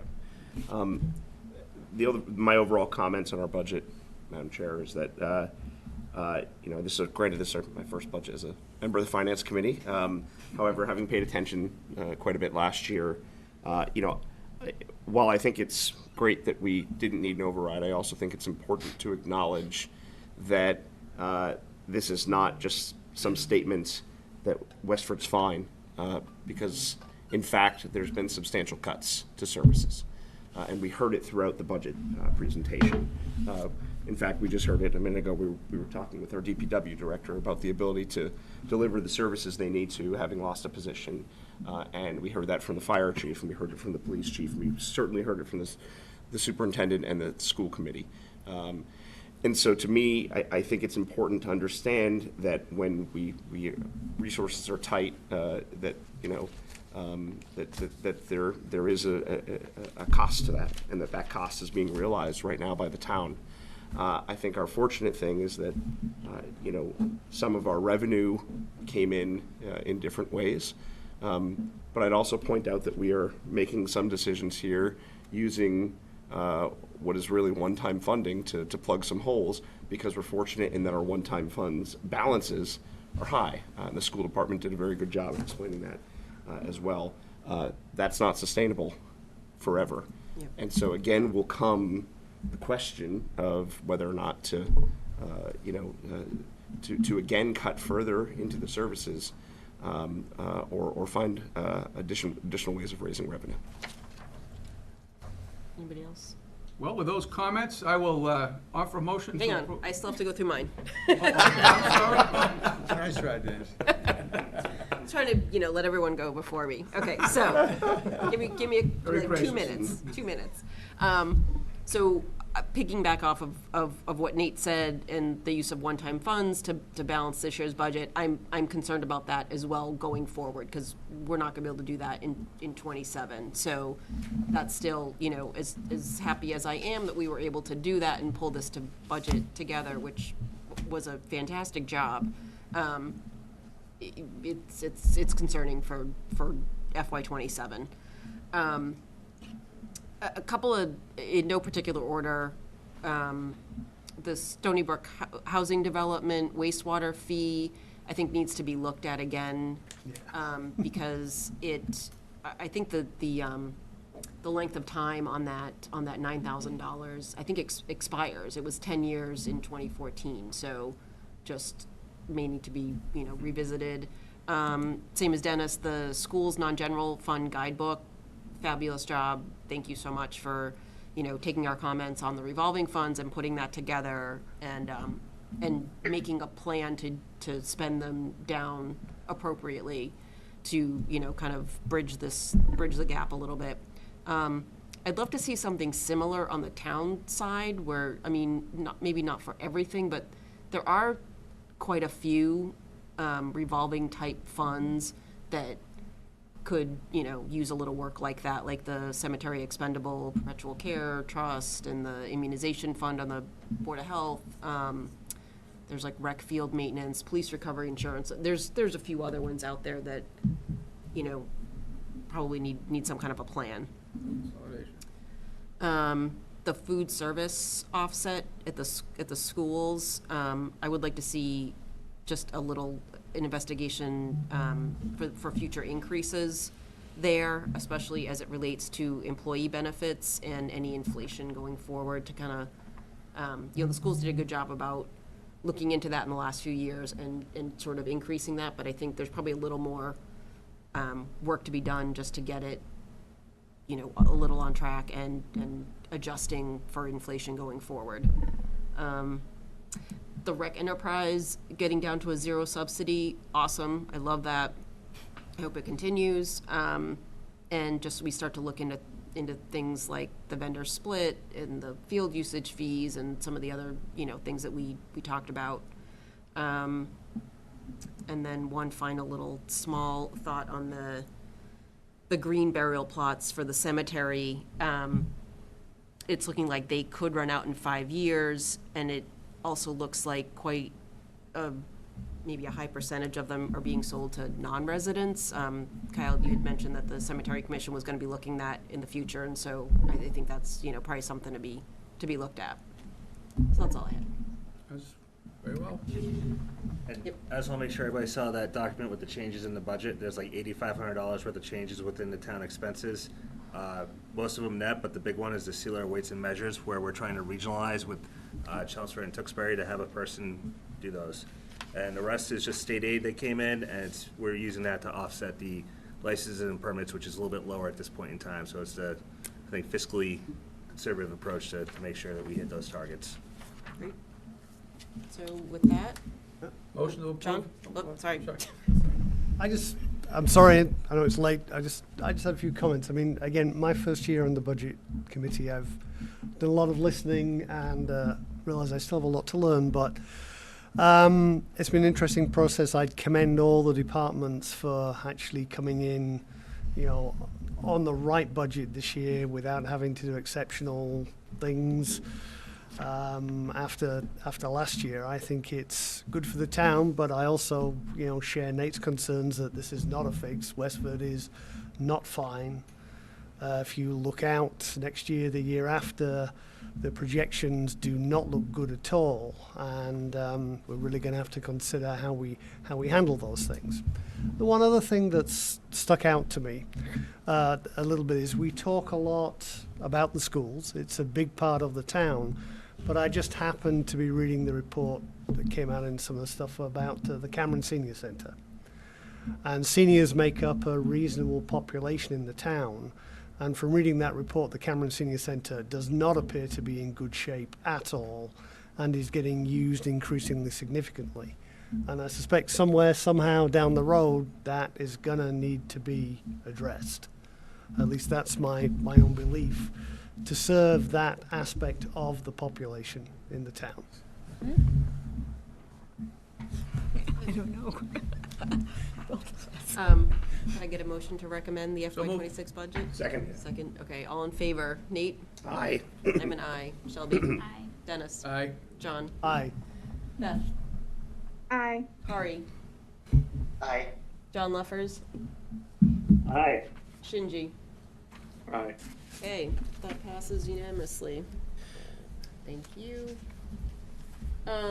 Article 12, to appropriate Chapter 90 local transportation funds for roadway maintenance. This is another Consent agenda. normal, yeah, kind of. Quick question on that. Yes. Heather. On the line item, it says roadway maintenance, but are you buying trucks out of that? And does that line item need to be changed? Is that in the? In the motions? Yeah, it says roadway maintenance, but you're buying trucks? That is a great question. Let let's check on that. Thank Okay. you. But are you buying trucks from that line? Yes. Because the other thing is that I want to remind committee members is, it wasn't that long ago we were borrowing money to do roadway maintenance. So when we're buying trucks out of the Chapter 90 and not using that for roadway maintenance, it's just something to be cautious of. Because that's a big chunk of money. The other thing is, because I've always been on the truck thing, sorry, Kyle, you know, we have, in my time on FinCom, we've almost always bought big trucks every year. From the list last year, there's 20 to 22 6 and 10-wheel dump trucks, and there's 13 1-tons, and you're buying 4 more big trucks this year, plus 1-tons. There's only like, I think 8 people and 5 in Parks and Rec, so I think it's just, somebody really needs to look at that. I mean, it's a huge number of vehicles. We don't even have enough drivers for, but my biggest point is I think you're limiting yourself on what you can spend the money on in your warrant. Yep, good point. Okay. Any other questions? I get a motion to recommend Article 12, the Chapter 90 local transportation funds. So moved. Second. All in favor, Nate? Aye. I'm an aye. Shelby? Aye. Dennis? Aye. John? Aye. Beth? Aye. Hari? Aye. John Luffers? Aye. Shinji? Aye. Okay, so that's unanimous as well. Okay, on to Article 13, which is appropriate funds from water enterprise, other post-employment, which is another kind of general one that we get every year so that the water enterprise can pay for their OPEBs, correct? Yeah, yeah. Anyone have any questions on that? Nope. Motion to recommend Article 13. This looks different. Can I get a second? Okay, I will move the motion to recommend. Okay, I think we've got Dennis and Shelby. Are you guys all set, or do you? Yeah, I think it's an older version. That's what I sent. Okay, Same language. Okay. all in favor? Nate? Aye. I'm an aye. Shelby? Aye. Dennis? Aye. John? Aye. Beth? Aye. Hari? Aye. John Leffers? Aye. And Shinji? Aye. Okay, so that passes unanimously. Okay, Article 14 is adopt a veterans tax exemption for cost of living adjustment. Do you have a synopsis of this, or? Sure, so this Okay. is new legislation. Essentially, the Board of Assessors recommended that we adopt this. Basically what it does is, for the veterans exemption, it's a flat amount each year, call it $800. What it will do, it will increase the amount of that exemption by the CPI each year, so if it goes up by 5%, it'll go up to $840 and so on. So the exemption will rise with the property taxes. Anyone? Question? Yep. So, just a couple. So, first of all, this exemption already is in place, but does not increase unless it's specifically voted on. Right, we have to adopt Clause 22I in order for it to increase. And that's something that was last year passed by the legislature as an option for municipalities to take advantage of? That's correct, yeah. Okay, great. Any other questions? Motion to approve. Or recommend. Thank you. Second. Second? Okay. All in favor? Nate? Aye. I'm an aye. Shelby? Aye. Dennis? Aye. John? Aye. Beth? Aye. Hari? You out there? Okay, we'll go on to John Leffers. Aye. Shinji? Aye. Okay, I don't know where Hari went, but that was an 8-0. Article 15 is to establish a 300th anniversary celebration fund. Let's hear about that one. All right, so Kristen had proposed this. We have our 300th tricentennial coming up in 2029. So basically what this article allows us to do is we can basically sell items like, for celebrating the tricentennial, excuse me, and raise money, put those in a separate account, and pay for a celebration during that time period. So it's no impact to the operating budget. Basically, we just have to establish a new bank account and keep these funds separate for it. And if there's any leftover money, it goes back to the general fund. Move it, I'll move to approve. Second. Or recommend, I'm sorry. Thank you. All Aye. in favor? Aye. I'm an aye. Aye. Aye. Dennis? Aye. John? Beth? Aye. Hari? Aye. John Luffers? Aye. Shinji? Aye. Okay, so that is. 275 was quite a bash, that 9 was a to good 0. time we had. Buckle up. Okay, Tom, we're gonna- but you guys can probably, can I move, with can I move gratitude to to our adjourn? colleagues. Can I move to adjourn? Second. All those in favor, we'll do it by roll call. John? Aye. Andrea? Aye. I'm an aye. Is Scott still out there? Have a good night. I think they I deserted don't this. know if he is. Chris? Okay. I think- 3-0. Okay, Thank you. They disappeared off the screen. okay. I don't know that we really had any old business. I don't think. I think the only thing outstanding was, you and I talked about the food service employees on the Yeah. town's insurance, and we're gonna get that like next week or so. Okay, I think the week after. The week after. Jenny's on vacation, okay. so, Oh, yeah. okay. Oh, gotcha, it's School school vacation, vacation. yeah. Okay, yep, all right. So, well, 50 minutes late, okay. The Finance Committee report narrative, so this is the FinCom book, which for the newer members, this is where, you know, you each sort of took a section of the book when we started this whole thing. You're responsible for writing that section. It sounds a lot more daunting than it really is. Basically, you know, you make that department's budget sort of digestible for the average resident is the way I kind of look at it. When we usually start with last year's FinCom book and then you kind of edit it. It's going to be a little funky this year doing that because last year we had the two budgets in there for an override versus no override. You just need to get rid of one of them and just do it as if, you know, this is the budget. And I always just think of, you know, yep, Hari, did you have something?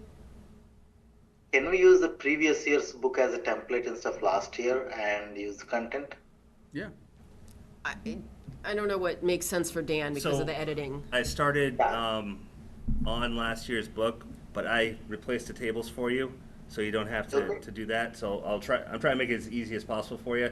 That's just a narrative. So I got a little bit more work to do. Oh, really? But I think the best way to do it would be to share the books with each of you, so you can edit in real time, and then I can just collect all the edits at the end and pull it into the master. We don't want to be working on the same document because it violates open meeting law. Yeah. So we can, I'll break those out for you and send you invites to it. If you're having trouble with it, I can just send you a copy of the book too, and we can do the old-fashioned way. But yeah, we'll figure this out. We can cater Yeah. to how people want to do it. You'll essentially get a link to a Word document in OneDrive, so in the cloud, and then you can edit there with track changes on. Yep. Or, yeah, and then Dan can grab it from there. And if anyone has issues, you know, can sit with him or whatever, you know. So we will write up the sections that we worked on, so I'll be doing public safety and school committee then. And I think Nate, you two are doing school together, right? And then, yeah, I'll happily yeah. take your lead as a member of this group. I'll send it to you, and then if you like it, you send it to Dan, Yeah, how's that? That works for me. Yeah. Dennis. When due date? That's a good question. Due date, don't That's a very good remember. question. It's like, So maybe like the February 28th, Shinji, we talk about that. As long as we have most of them in good shape, we're good. It has to be posted and copies dispersed 15 days before town meeting. So March 7th is our drop dead date. That it needs to be online. Sorry, these are easy to do that. Get those okay. back. Might be about a week. So, I missed that. March 7, is that what you say? February 28th, really, because Dan will still have to kind of pull everything together for our drop dead date of March 7th. Okay, got it. Okay. So like I said, just, kind of make it understandable. What are the major highlights? What are the major changes, if there are any? It boils down to like a paragraph, pretty much. It's The not. narratives are good. I mean, the old narratives are a good guide. to It start is. with. It is good to look back and to see what somebody else said, and then you can, kind of work off of that. We used to put all the, this went up 2% and this went down, blah, blah, blah, but you can see it all on the table, so we kind of got rid of that, kind of obvious stuff. And again, any of the new members, if you want to sit with me or Dan or both of us, feel free. Dan has several dates available. I'm available as well. Tuesday, Wednesday, Thursday next week, if anybody needs help. I'll make sure you get the report tomorrow, so you have time to review if you have any questions over the weekend. Thanks a lot. Okay. I think that covers. It was good. Good job. Yeah. Covers it. Anything else on Just the minutes, I think. report? Okay. I'll just plant this little seed. So Heather Fitzpatrick used to be the one to sort of proofread the whole document at the end. If anyone has a burning desire to do that, I would be forever grateful. I don't need an answer tonight. Think about it. And I think it would be worth it for somebody new or somebody who's been on the committee, because to read that book from cover to cover, just to make sure that it makes sense. Do half and half, get 50, Yeah, we can talk about that, in a week or two or whatever, but just, kind of think about that. Okay. So on to approval of minutes, the January 30th. So move to approve the January 30th. We just say approved on this, right? Yes. Okay. Second. Okay, all in favor, Nate? Aye. I'm an aye. Shelby? Aye. Dennis? Aye. John? Aye. Beth? Aye. Hari? Aye. John Leffers? Aye. Shinji? Aye. Okay, approved unanimously. Probably nothing for boards and committees. So future meetings, I guess we're not really sure about that February 27th meeting. So we have town reports, which is a very, very easy one. Nothing, yeah. It's just not completed yet.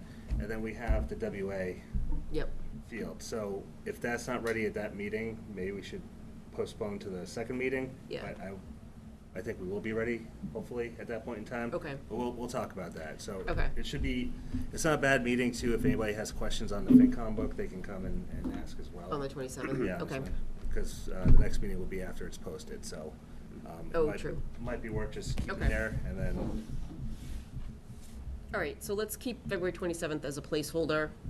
But sounds like it'll at least be a short meeting to just go over those couple of things, and if there's any other last minute. I'm guessing March 13th, we probably will not need, correct? Unless Or- something changes dramatically. I Okay. don't think we haven't used it the past couple of years. Yeah. So. And then just remember, town meeting is March 22nd on that Saturday. I would just Okay. point out that state has not yet extended the ability to meet remotely beyond March 31st. Lovely. Thank you. Thank you, State of Massachusetts. Yeah. Talk to your legislators. So we should be looking forward to links that you will send us, right? Yeah, I'll work on that tomorrow, Shinji. All right, thank you. Yep. Yeah, you should see it in your town email. And just a note, keep that email handy, because I cannot figure out how to bookmark where it sends you. I don't know. So just keep that so that you can get to the document again. All right, so motion to adjourn? So move. Second. Awesome. All in favor? Aye. Okay. Aye.